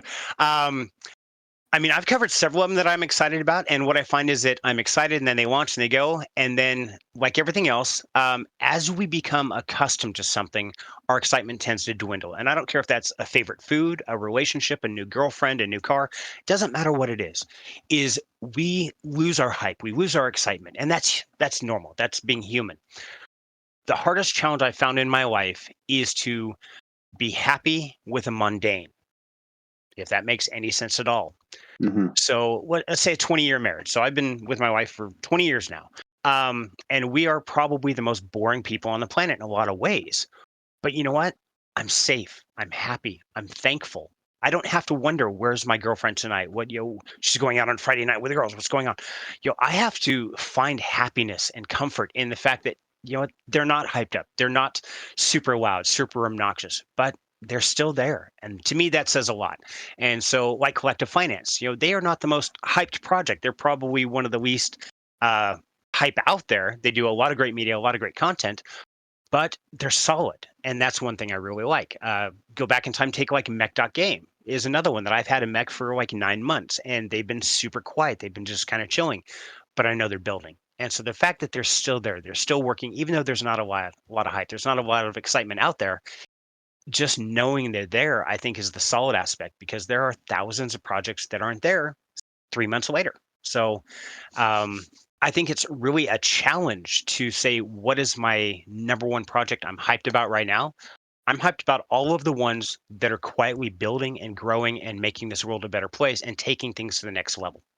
Mm-hmm. If I take away the word mundane and perhaps insert simple, and by simple I don't mean easy, I just mean, are we perhaps a space that is starting to learn that we need to head back to the basics in order to really grow again? Because we've learned that, you know, the rebasing protocols, the high APYs, the daily returns are not sustainable. And people are beginning to appear to dial it back to, you know, external revenue streams, but simple external revenue streams that they know they're going to be able to sustain, and therefore we can give you, you know, higher returns than a bank will, but not such crazy high returns that, you know, you're going to get only a few winners and everyone else is going to get wrecked. I think you're right. And I think simple is a great way to phrase it, especially in the protocol space. So that was the difference between life and protocol. But yes, I think we got to the point towards the end of the bull market, everybody was trying to bring something else in and they were making things overly complicated. Now, I think some things have to be, but I think for the user themselves, the simpler it is to operate and to interact within that ecosystem, I think the more beneficial to everyone in the long run it's going to be. Yeah, I mean, there's no point trying to reinvent the wheel, right? You just kind of build upon what the wheels already are. Um, I think that's very important. Then let's flip it on its head and ask you, what kind of protocols are out there that you look at and really don't like? You know, if you don't want to name any particular names, then maybe give me a bit of an idea of how they operate and how they work within this space, and what it is that you don't like about them. Um, I think the biggest one that always makes my gut just wrench up is anything that says you have to buy this certain amount, lock it up for a set amount of time, and there's nothing you can do with it. So you put in $1,000, lock that up, and we are going to pay you out, you know, a 3x in a year or something like that. Anything that takes control away from you personally and says, okay, you buy it, you give us your money, and we'll pay you back little pieces at a time. I think that's probably one of the scariest for me personally is we don't know what's going to happen tomorrow. We don't know what the regulations are going to be. We don't know anything about the blockchain technology, how it's going to look in 3 months or 6 months or a year from now. So to want me to lock something to where I can't do an emergency pullout, I can't do anything with that for 3 to 6 months, I think that's where it really gets terrifying for me. Right. Interesting, because there are some protocols out there that's exactly the approach that I like in terms of the way they work. I understand what you're saying in terms of not being liquid and not having access to your assets. But take something like, and I'll name them EMP. AJ Brockman is a particularly bright man. He has a wealth of experience in the real world in terms of business, and he is building out something that part of his protocol is exactly that. It's a sunk cost. You put your money in, and they say they're going to give you X amount back. 3.65% back on that investment, but only over time. And they believe that they've found a method that works, and so far it has been working. One of the issues I think we then find is that for every one protocol that gets it right and has an AJ Brockman sitting at the helm, you're going to have a ton that want to try and copy, but they don't have the knowledge base to be able to execute. Do you think that's a fair assessment? I think it's a very fair assessment, but I think there's one piece missing from this equation that most people don't talk about. And so I'm going to throw this out there because this is one of my driving forces for everything that I do. Hi, Cyril. Love you, brother. And Cyril and I have talked about this a lot. But I think the one thing that a lot of us forget is investors don't always have thousands of dollars. Some people who truly want to change their lives are those people like I worked at the plant that they can afford $10 a week, and that's it. So if you want them to put $100 away and walk away, man, that means they are not paying the power bill or their car payment or something for that length of time. And so I think there's different protocols and different approaches depending on the level investor you are. And I don't think there's a right one or a wrong one. I think there needs to be a varying type of protocol. Some like EMP, yeah. Love AJ Brockman. The man is absolutely amazing and truly inspiring. I'm still waiting for him to get a hold of me so we can do an event we were supposed to do like a couple months ago. But anyway, I digress. Sorry. But a lot of people forget that the true investors, the ones that need to change their life, are the ones that they don't have $100, they don't have $1,000. they've got like $10 they can shave out of their paycheck and put that towards a crypto or something like that. And if that $10 is wrecked, they're devastated. To them, that's a lot of money. And I think a lot of us forget this when we ask people to go buy these $500 NFTs or something like that. I mean, for me personally, I've had to sell my Oburn that I had there just to pay bills sometimes, but I didn't want to. Not because I don't believe in the project, but because life happens. And so I think realizing that on the different level investors all across the board is really, really critical. And I think that there's some content creators that their content is focused on the people who have $5,000 and $10,000 to invest and can unlock that up for 6 months. And as long as they get it back in a year, they're okay, no worries. But you take somebody Right. who works at a pizza place or somebody like that, and you say, "Hey, lock up $500 for 6 months." They're probably going to punch you in the face after they tell you what an idiot you are. Right. But the simple fact is, over 60% of the United States cannot pay a $1,000 emergency bill right now if they had to. They just can't. So even in an emergency, they couldn't come up with a grand. Yet some protocols require having them lock that amount up for months or years at a time. So I don't think there's any right or wrong way there. I think we forget the level of investor, and I think there needs to be a different protocol for each type of investor. Hmm. I think that's a very valid point. A very valid point indeed. And yeah, there are content creators that are creating content for people with far bigger wallets and bank accounts than others, or the vast majority of people in the space, in fact. So, what do you then think makes you stand out as a content creator? Ooh, wow. I think my shiny head, that definitely gives it away. Actually, I'm very thankful. I have a lot of things going for me. I have a very humble background where it started out dirt poor. And I've got experience of being rich, where I was worth over $1 million, and then being knocked down to dirt poor and homeless again. So I think that experience is one of my strengths. I think one of my strengths is I see the common man and woman who are just struggling to make it check by check, and they're just surviving, and I'm trying to get that information to them to stop buying a $10 scratch ticket. Instead, go buy a one token, go buy some only burns, go buy some CGLD, buy something like this that I've vetted the founders. I believe in the team wholeheartedly, and you're not going to get rich overnight. But you know what? You got better odds than you do on that scratch ticket. And so I think Right. pieces like this, as well as my focus being dedicated to that common person trying to change the world. And on top of that, I'm 50 years old. So I'm not a young pup. I'm not a 20-year-old who this all makes sense to. I have to do a little extra research. I have to really grind through a little bit more for my brain to click on some of the technology at times. And I think that is also a strength because it shows other people my age, or older or younger, that it can be done. You don't have to be a 20-year-old kid, super tech savvy. And that's one thing I say on all my used to say on all my videos is that you don't have to be college educated, you don't have to be rich, you don't have to be tech savvy. You simply need a desire to change your life and a courage to follow that dream, and you too can join us on this great crypto adventure. And that's Hmm. very much my belief, and that's the passion I try to drive within my channel and within my content.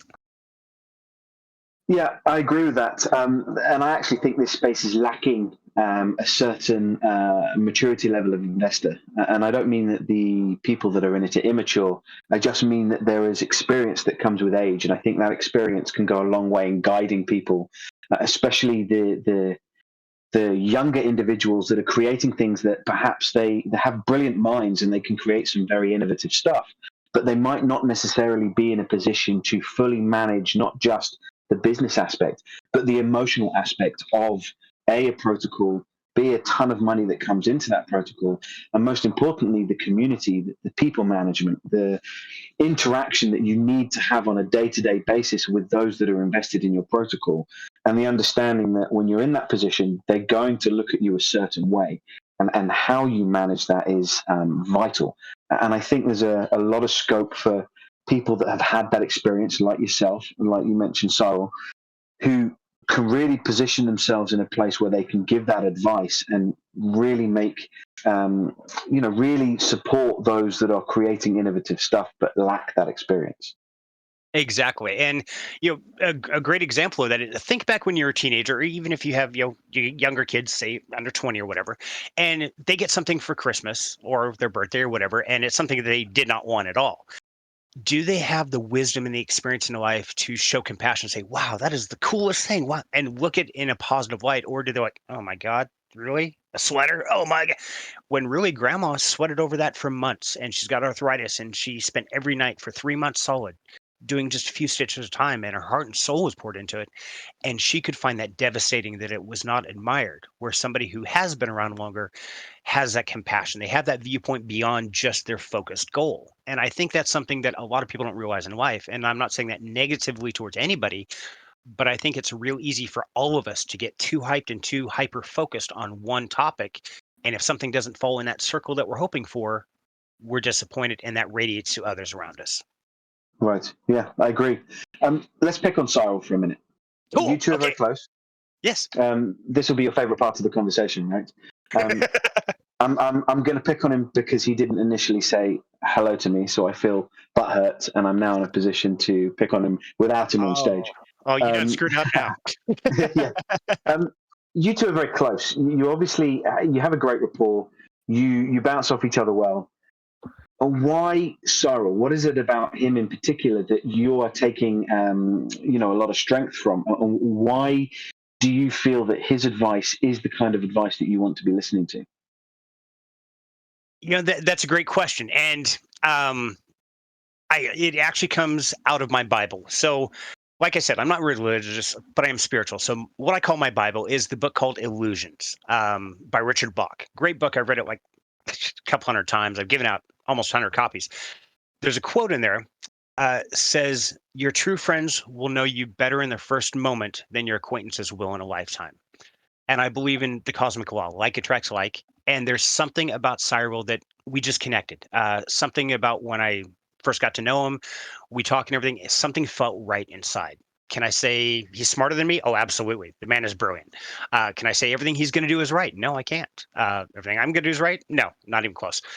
What I can say is there's a connection there and something that there's a mutual respect and there's a level of understanding. He seems to have the compassion and the love of the uniqueness of the personality. And I think we both feed off that is neither of us have had the easiest of lives. And I think we relate on that topic, but as well as we want to make the world a better place in general. So I think there's a lot of pieces to that, but he's just one that I emotionally connected with and love him like another brother. And yeah, it's one of those where I can tell him everything. In fact, he knows some things about me that the rest of the world don't and doesn't really need to because it's just one of those that I don't feel like explaining. Nothing I'm ashamed of, but it's like, yeah, nah.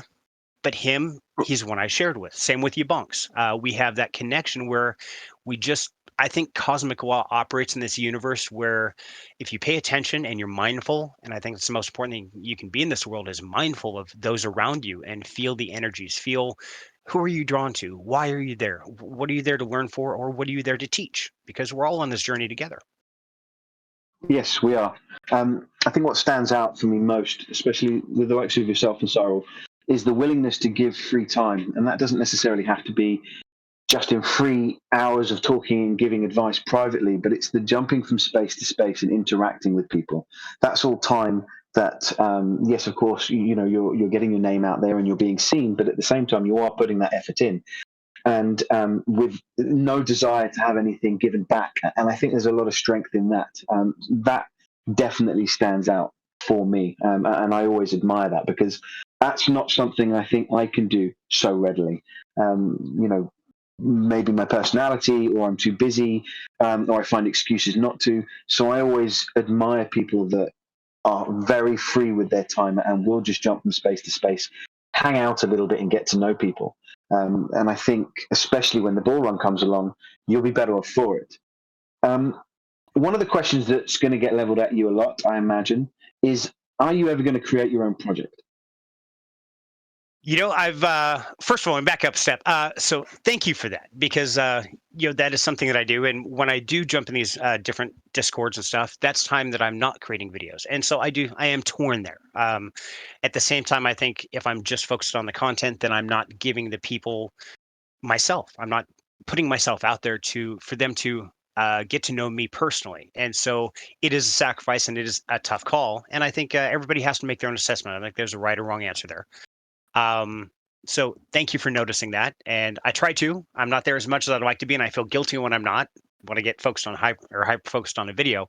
But at the same time, if I'm in there all the time, I can't put the videos out. So it's a balancing act, and it's rough. As far as my own project, that is the next question. And I've actually talked to Cyril about a couple different ideas, and there is one that keeps rattling in my brain I would like to do, which is a simple NFT project. But we've talked about different things of doing just a real simple $5 NFT for anybody to get in, really simple.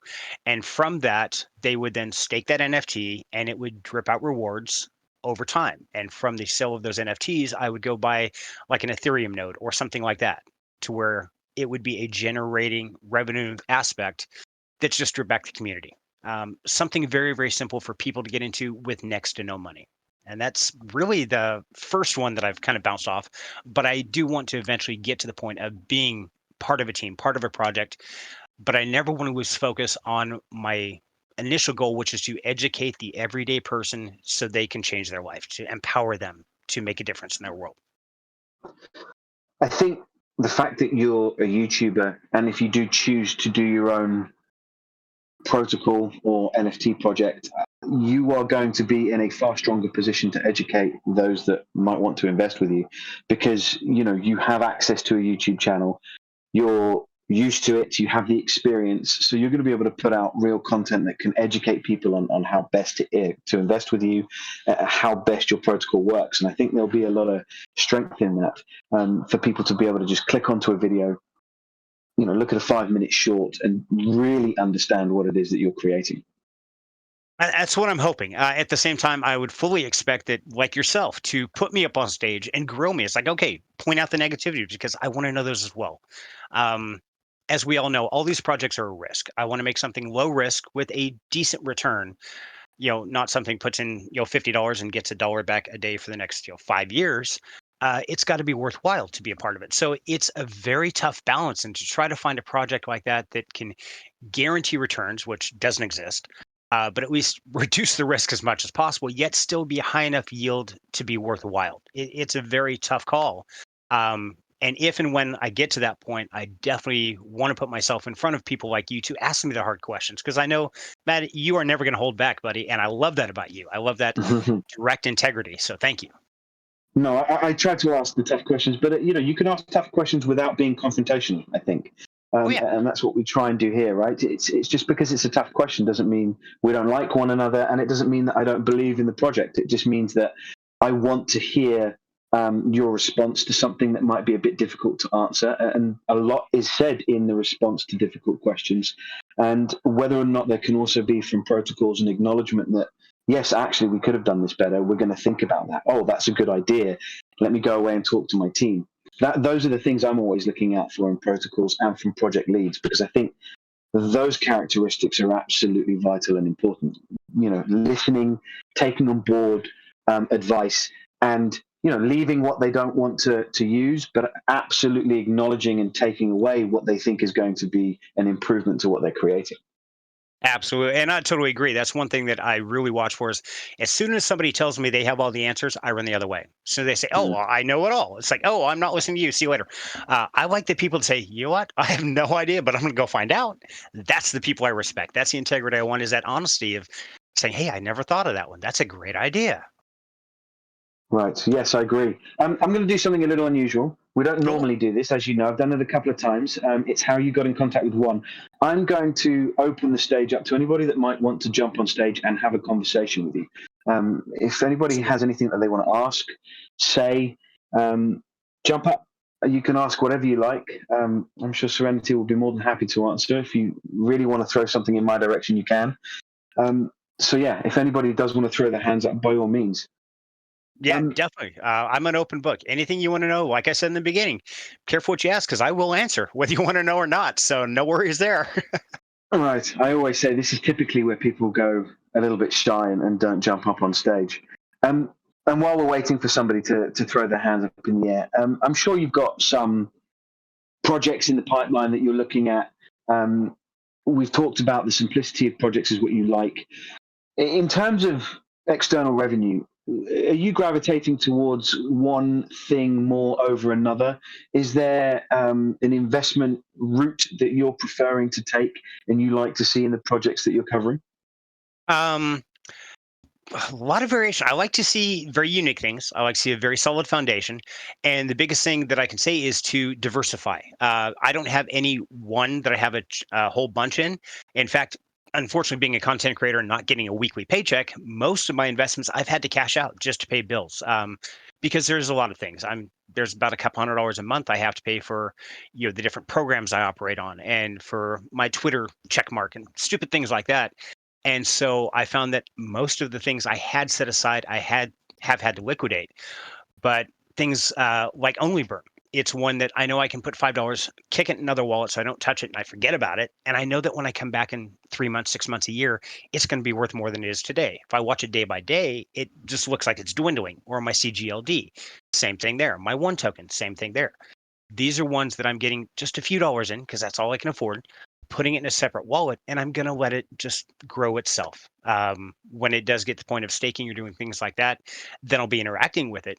But for most of them, I would say there's no one specific, but I've got a little piece in everything to help and support and grow, because I think that's the type of investment level I'm at. I don't have that, $5,000 to go buy this NFT, or I'm still trying to scrape up enough to get my tier 3 NFT for only burns, which I've got the white list. I just can't afford to do it. So it's one Right. of those where I have to pick and choose, unfortunately. And I think there's a lot of people in this world that fight the same battle. And so in a way, I'm thankful for this, because this empowers me to make the type of content from that point of view. Not that, hey, I have $10,000 and I'm going to turn it into a million, but it's like a series I'm working with Cyro on, that we're going to take $10 and we're going to learn how to trade that to $1,000. And it might work, it might not, we don't know. But it's going to be a lot of fun. And so the biggest thing is I've got just little bits and pieces scattered all over from the last couple of years. And I know in the next bull market, some will do great. Some may not do as well, but you know what? They're all going to be there. Right. It looks like David has a question, but before he asks, an observation I'm going to make, and it's something that I think a lot of people should really listen to and take on board, is that you just mentioned something interesting, is that you're trying to scrape some money together to get an Only Burns NFT. You've just mentioned how close you and Cyril are. He's always on your lives. You guys do live events all the time. You talk a lot. What is interesting in the statement that you made there is, even though you guys talk a lot, there is nothing happening in the background that is giving you a bump up to make sure that he is always on your lives and that you guys are always in each other's eye line when it comes to talking about projects. And I think that's very admirable. A lot of people often think, oh, well, when someone's covered a project or they're friends with someone, well, that person must be helping them out to the end. He helps you with his time, and I'm sure that there are times when you can grab a whitelist, or you'll be in with an opportunity to win an NFT through one of the competitions that he might be running, but nothing is being given for free in that sense. And I really like that, and I think that's admirable. And certainly, when we did the poker nights, for example, you were giving a lot of our NFTs away. And one thing that I don't think a lot of people understood or knew is that you were minting those yourself. We weren't giving you these NFTs to give away. You were doing that, and that was all coming out of your own pocket.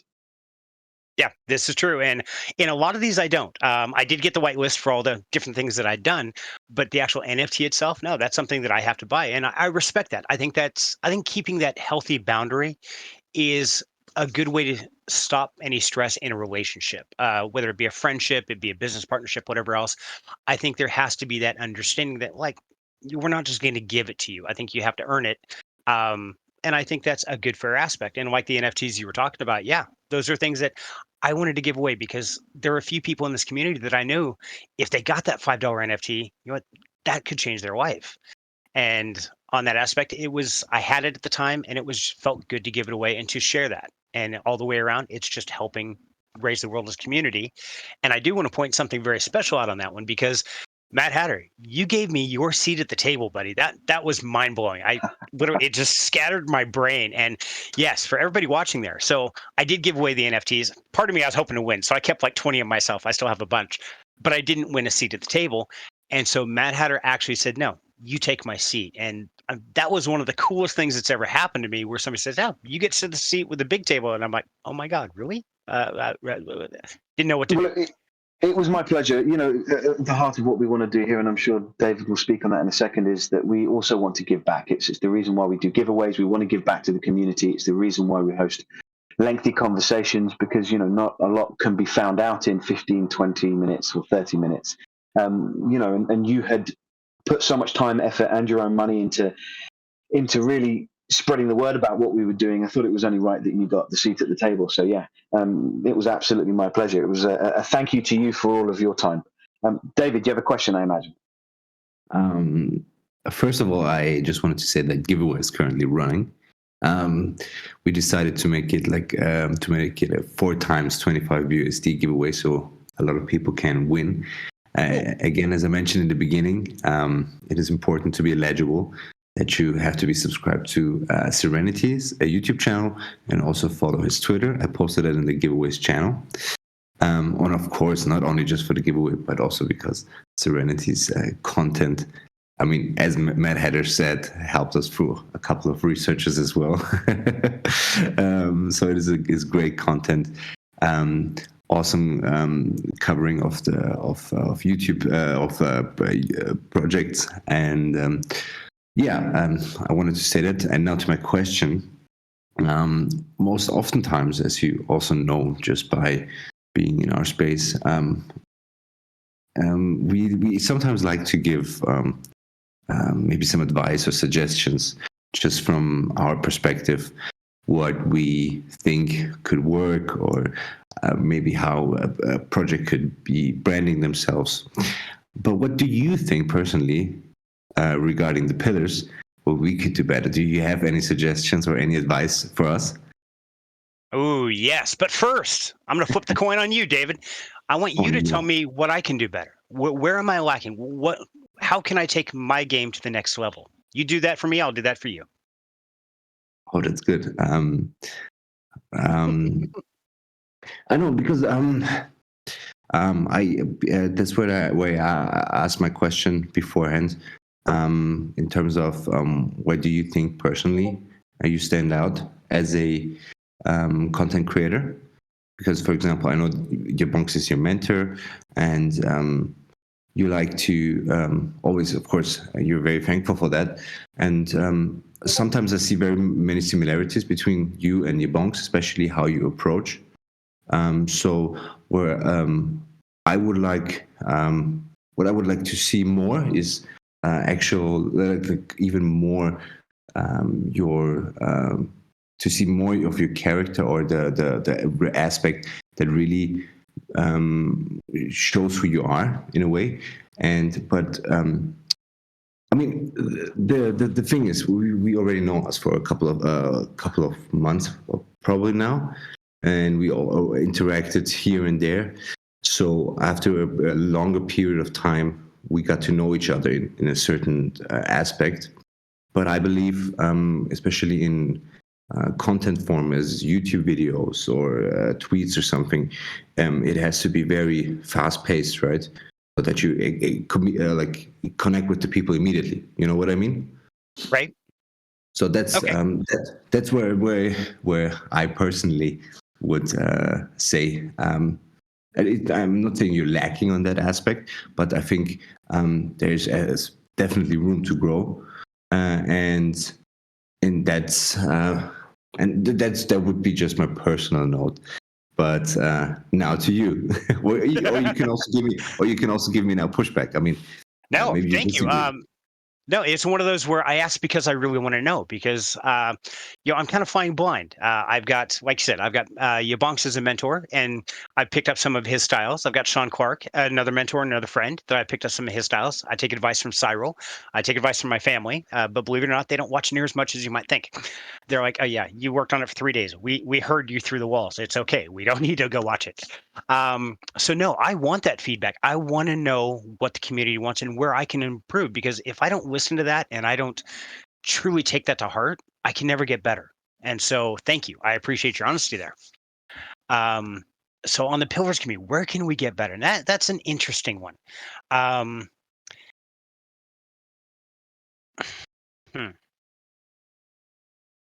I think You can also say that everything's fine and perfect. no way. I'm not saying that. There's no, you can't pay me enough to say that. Because as soon as I do that, I'm doing you a disservice. I'm not giving you any room to grow. So I'm not helping you. I'm actually holding you back. So I would never do that to you. Yeah, I wouldn't ask if I wasn't prepared for a honest question, right? Right. So I think one aspect is time. Some of the times when I was working a full-time job, the times in which I could tune into the AMAs were always in the middle of the workday. And I think a varying schedule, it's maybe not always conducive to your guys' schedule, maybe some more late Friday nights or later in the evening so that people in America can tune in better. Versus like right now, it's 4:45 where I'm at. So a lot of people are still at work right now. They don't get this opportunity. They don't get this experience. And so I think one of the things that I would like to see better on the or different on the Pillars community is a more varying time frame of AMAs. uh, uh, I guess that's fair. That's a fair assessment. I mean, on I our think that's end, it's great. I think that's great feedback. I think us being less rigid with our time is important, especially as we grow. I think you hit the nail on the head that our times often fit our schedules and our working day. And in order to allow for a wider audience to really catch these lives, we are going to have to start thinking about doing it at hours that might not necessarily be beneficial to us, but are going to be beneficial to the audience. And that's really part of what we're also trying to do, right? Which is give back to the audience. Right. And yeah, I mean, all the way around, you guys are doing a great job. Please understand. But that's one of the things that has always bothered me is I missed out on a lot of the AMAs because they weren't not in conducive times for my work schedule.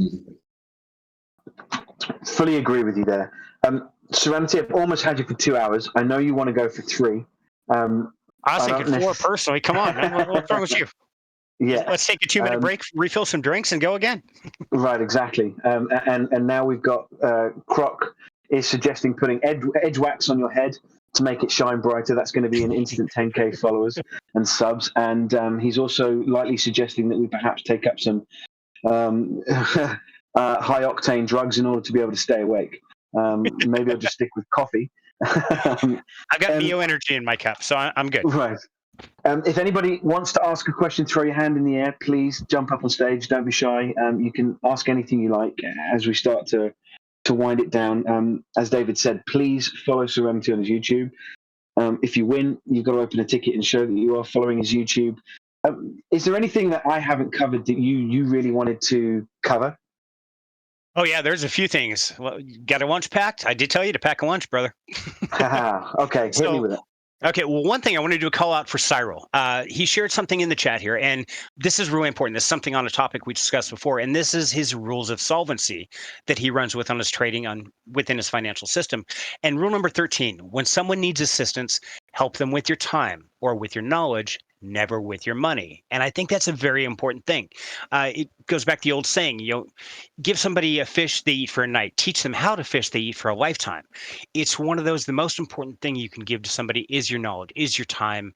And that's the most precious thing of all, because that's giving part of yourself. If you just give them money, well, like I tell my kids all the time from the famous movie Willy Wonka, money's cheap. They print new money every day. It's pretty much worthless. Now, that golden ticket, that's that time, that's that heart, that's that soul. That is truly precious. And choose wisely who you decide to give that to and what you decide to dedicate it to. So, Cyril, thank you for sharing that rules of solvency, buddy. That's a great one. So I wanted to get your feedback. Now, I know you guys follow me a little bit. And one thing I've been trying to do to spread that light is do these daily quotes on the Today is Your Day, where I've got just these 60-second shorts. Have you guys been following those? I know I've been posting them in the channel here on Pillars. How can I do better on those? What topics would you like to see me put more on there? What type of music? How can I do those better to brighten up people's lives? That's a very good question. If anybody wants to write some answers also in the stage questions for those that have seen some of these videos, then please do. I think what really stands out for me, and it kind of echoes what David said, is I want to see more of you. This conversation has been fascinating. There's a whole backstory that almost everybody was totally unaware of. And it's a very powerful backstory that feeds what you're doing now. and it gives great context into why it is you're doing what you're doing, and why you do it the way you do. So I would like to see snippets of you and that personality coming through more. And even if it is perhaps a struggle that you might be going through on that particular day, I think there's a lot of power and positivity that can be taken from people that don't just say, let's be happy about this, that, and the other, but can also discuss something that they might be struggling with. Because when one person opens up, in particular men, we men have a real hard time opening up, especially to other men. I think if someone can set a precedent there and be at the forefront of doing that, there'll be a lot of strength to be had in this space. So that would be my feedback on that. I like it. That's very, very powerful. I like it. Oh, sorry, I didn't want to. No, go ahead, buddy. You're good. And I also wanted to say is, you also mentioned this your Bible, the book that inspires you, Illusions. What is it correct? Yes, Illusions by Richard Bach. Exactly. Maybe that's also something that you can maybe even like in form of filming yourself, using your face, using your voice to put the message out there that you wanted to put out there.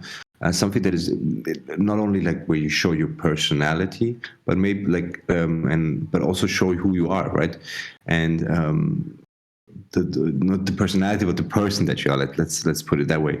And maybe how that inspires you, or maybe how that can be tied to some, especially to the space, or even just to life in as a whole. That's something that I would love to see. Just the serenity, and the serenity very raw and just out there, right? That's I believe that would translate very well, especially into those videos, right? Oh, I like that. That's and I've thought about doing something like that behind the scenes, or even like setting up a camera behind me. It's like, okay, I'm going to make this video. Here's how long it takes. Here's how it goes. But also out and about in the world. And I've thought about doing something like that. Like last night, I was thinking, I should do like this on the street thing. Is go down to the mall and walk around with like $100 in crypto of some sort. I walk up to people, say, "Hey, can I give you $10?" and see if they say yes or no. And so if they say yes, oh, cool. Give me your crypto wallet and I'll send it to you. And then find out how many people actually have it, things like that. Doing more actual real life in the world aspects to, like you said, bring that part of me out there. So no, I think that's great advice. And how's the community feel? Would you guys like to see more of that, of like what I'm like behind the scenes versus just on the things I do? One of the things that Crocker said is that it all comes back down to the book Illusions, and that is why you are the way you are. Perhaps just offering snippets of that book and why you find those snippets particularly poignant to you would also be great for people to not only get a bit of an understanding on you, but gives them an opportunity to hear a little bit about this book and perhaps encourage more and more people to read it. Absolutely. And it's a great church story about a Messiah, like a Jesus Messiah, who quits his job. He's like, "Dad, I'm done," and he walks off and he vanishes. And he meets up with this barnstormer, a barnstormer is somebody who sells rides out of a biplane for $3 out of a hayfield, and he teaches this the wisdom of the universe. And the whole thing is broken up into simple quotes out of what they call the Messiah's Handbook. And these things are, it's so simple to read, but yet the more you think about them, the more meaning they have to them, and also the moment in time in your life in which those become more relevant. And so the answer you give today to one of these, or ideas you have for one of these quotes today, might be different than it is tomorrow or than it was yesterday. So here's one straight out of the book. It says, "Your friends will know you better in the first minute you meet them than your acquaintance will know you in 1,000 years." Hmm. Yes, I like that. That's a great quote. And I think more and more of that will be very powerful for those that want to follow you and also enjoy a little bit of an insight into you. You've got Funny Toro here who's saying it would be cool to have perhaps a crypto quiz with people, with regular people. So, along with your live streams, perhaps there's scope to do a bi-weekly or a monthly crypto quiz. Oh, there you go. That'd be fun. I like that, Funny. Okay, I'm gonna reach out to you on that one. We're gonna we'll start setting this up. And yeah, So, that's I think it's required to kind of push the bounds, to always try new things. Because that's one thing I'm afraid of is I don't want to fall in that rut. I don't want to be just that person that he only does this. And so I got to go watch somebody else for that stuff. I want to be kind of everything. I try to keep the world guessing because I think that's what really makes us the best we can be is to never just exist. Because to me, I believe existing is just waiting to die. It's not living. And the sad part is most people don't live. They just exist. Right. Yeah, you're spot on. They do. Is there anything else that you wanted to say to the audience? Is there anything else that you wanted to finish with as we start to wind it down? I know you keep saying winding it down, but man, I told you pack a lunch. We ain't done yet. So here's a great one. Another quote out of the book says, Okay. the bond that links your true family is not one of blood, but of respect and joy in each other's life. Rarely do members of one family grow up under the same roof. Now, why does that particular quote hit home for you? Because it's very interesting. That one specifically is my brother and I don't get along the best. Out of 4 children that were born, only my oldest brother and myself survived. We have a brother and sister between the two of us. I'm the very youngest, he's the very oldest, that died within a year of their birth due to deficiencies and problems. And so it's one of those where I believe that not you may think that your family is just that of blood, and I totally agree that they deserve your love and respect, and we're going to love them no matter what. But there's other family out there, those with the same interests, the same mindset, the same heart, the same soul. And there are billions of people on this planet. So to think that the only part of your family is those ones that you were born into, I think you're missing out on a lot of opportunities. If you open yourself up to the world and you show them who you truly are down deep inside, then those people that are like you are going to be drawn to you. And you're going to find a whole new family members, sometimes that you care about and can be happy with more than the ones you were born with. Nice. Did you note Cyril's comment in the stage questions in relation to that? No, I missed that. Let me go check that out. I'll let you read that out as it's your quote. Okay. Fun fact. Everyone uses, quote, blood is thicker than water incorrectly. The full quote is the blood is the covenant. The blood is the covenant is thicker than the water of the womb, which means the people you pick mean more than your family you were born into. Very well said. I like that. I did not know that. Sorry. Well, hey, what? See, he taught me something new today. Haha, good man. All right. And on that note, I know you want to go for 3 hours, but I am going to start to wind it down because I know a lot of the people. I know. And next time I'll make sure I've got someone babysitting so that I can be on your live and I'll be there from start to finish. I'll give you that promise now. Yeah, you've been invited several times now and have yet to show up, man. No, I've been there twice, just very briefly, and then my little kitty decided to cause havoc. So, and I feel a bit bad now because I keep blaming her. She's my scapegoat. See, here's the trick, though, man. I had 6 kids. So my youngest is now 18. So I know what it's like. And sometimes you just have to make the time. Right. You're absolutely right. And you know, that's feedback that we're going to start considering, especially timing in terms of Q&As and ensuring that we can reach even more people. What final thoughts do you have? Is there anything that you want to say, parting to those, you know, in particular to DeFi, in particular to investments and your content? Absolutely. Biggest thing I can say is, you know, tell a friend, tell a family member, tell a coworker.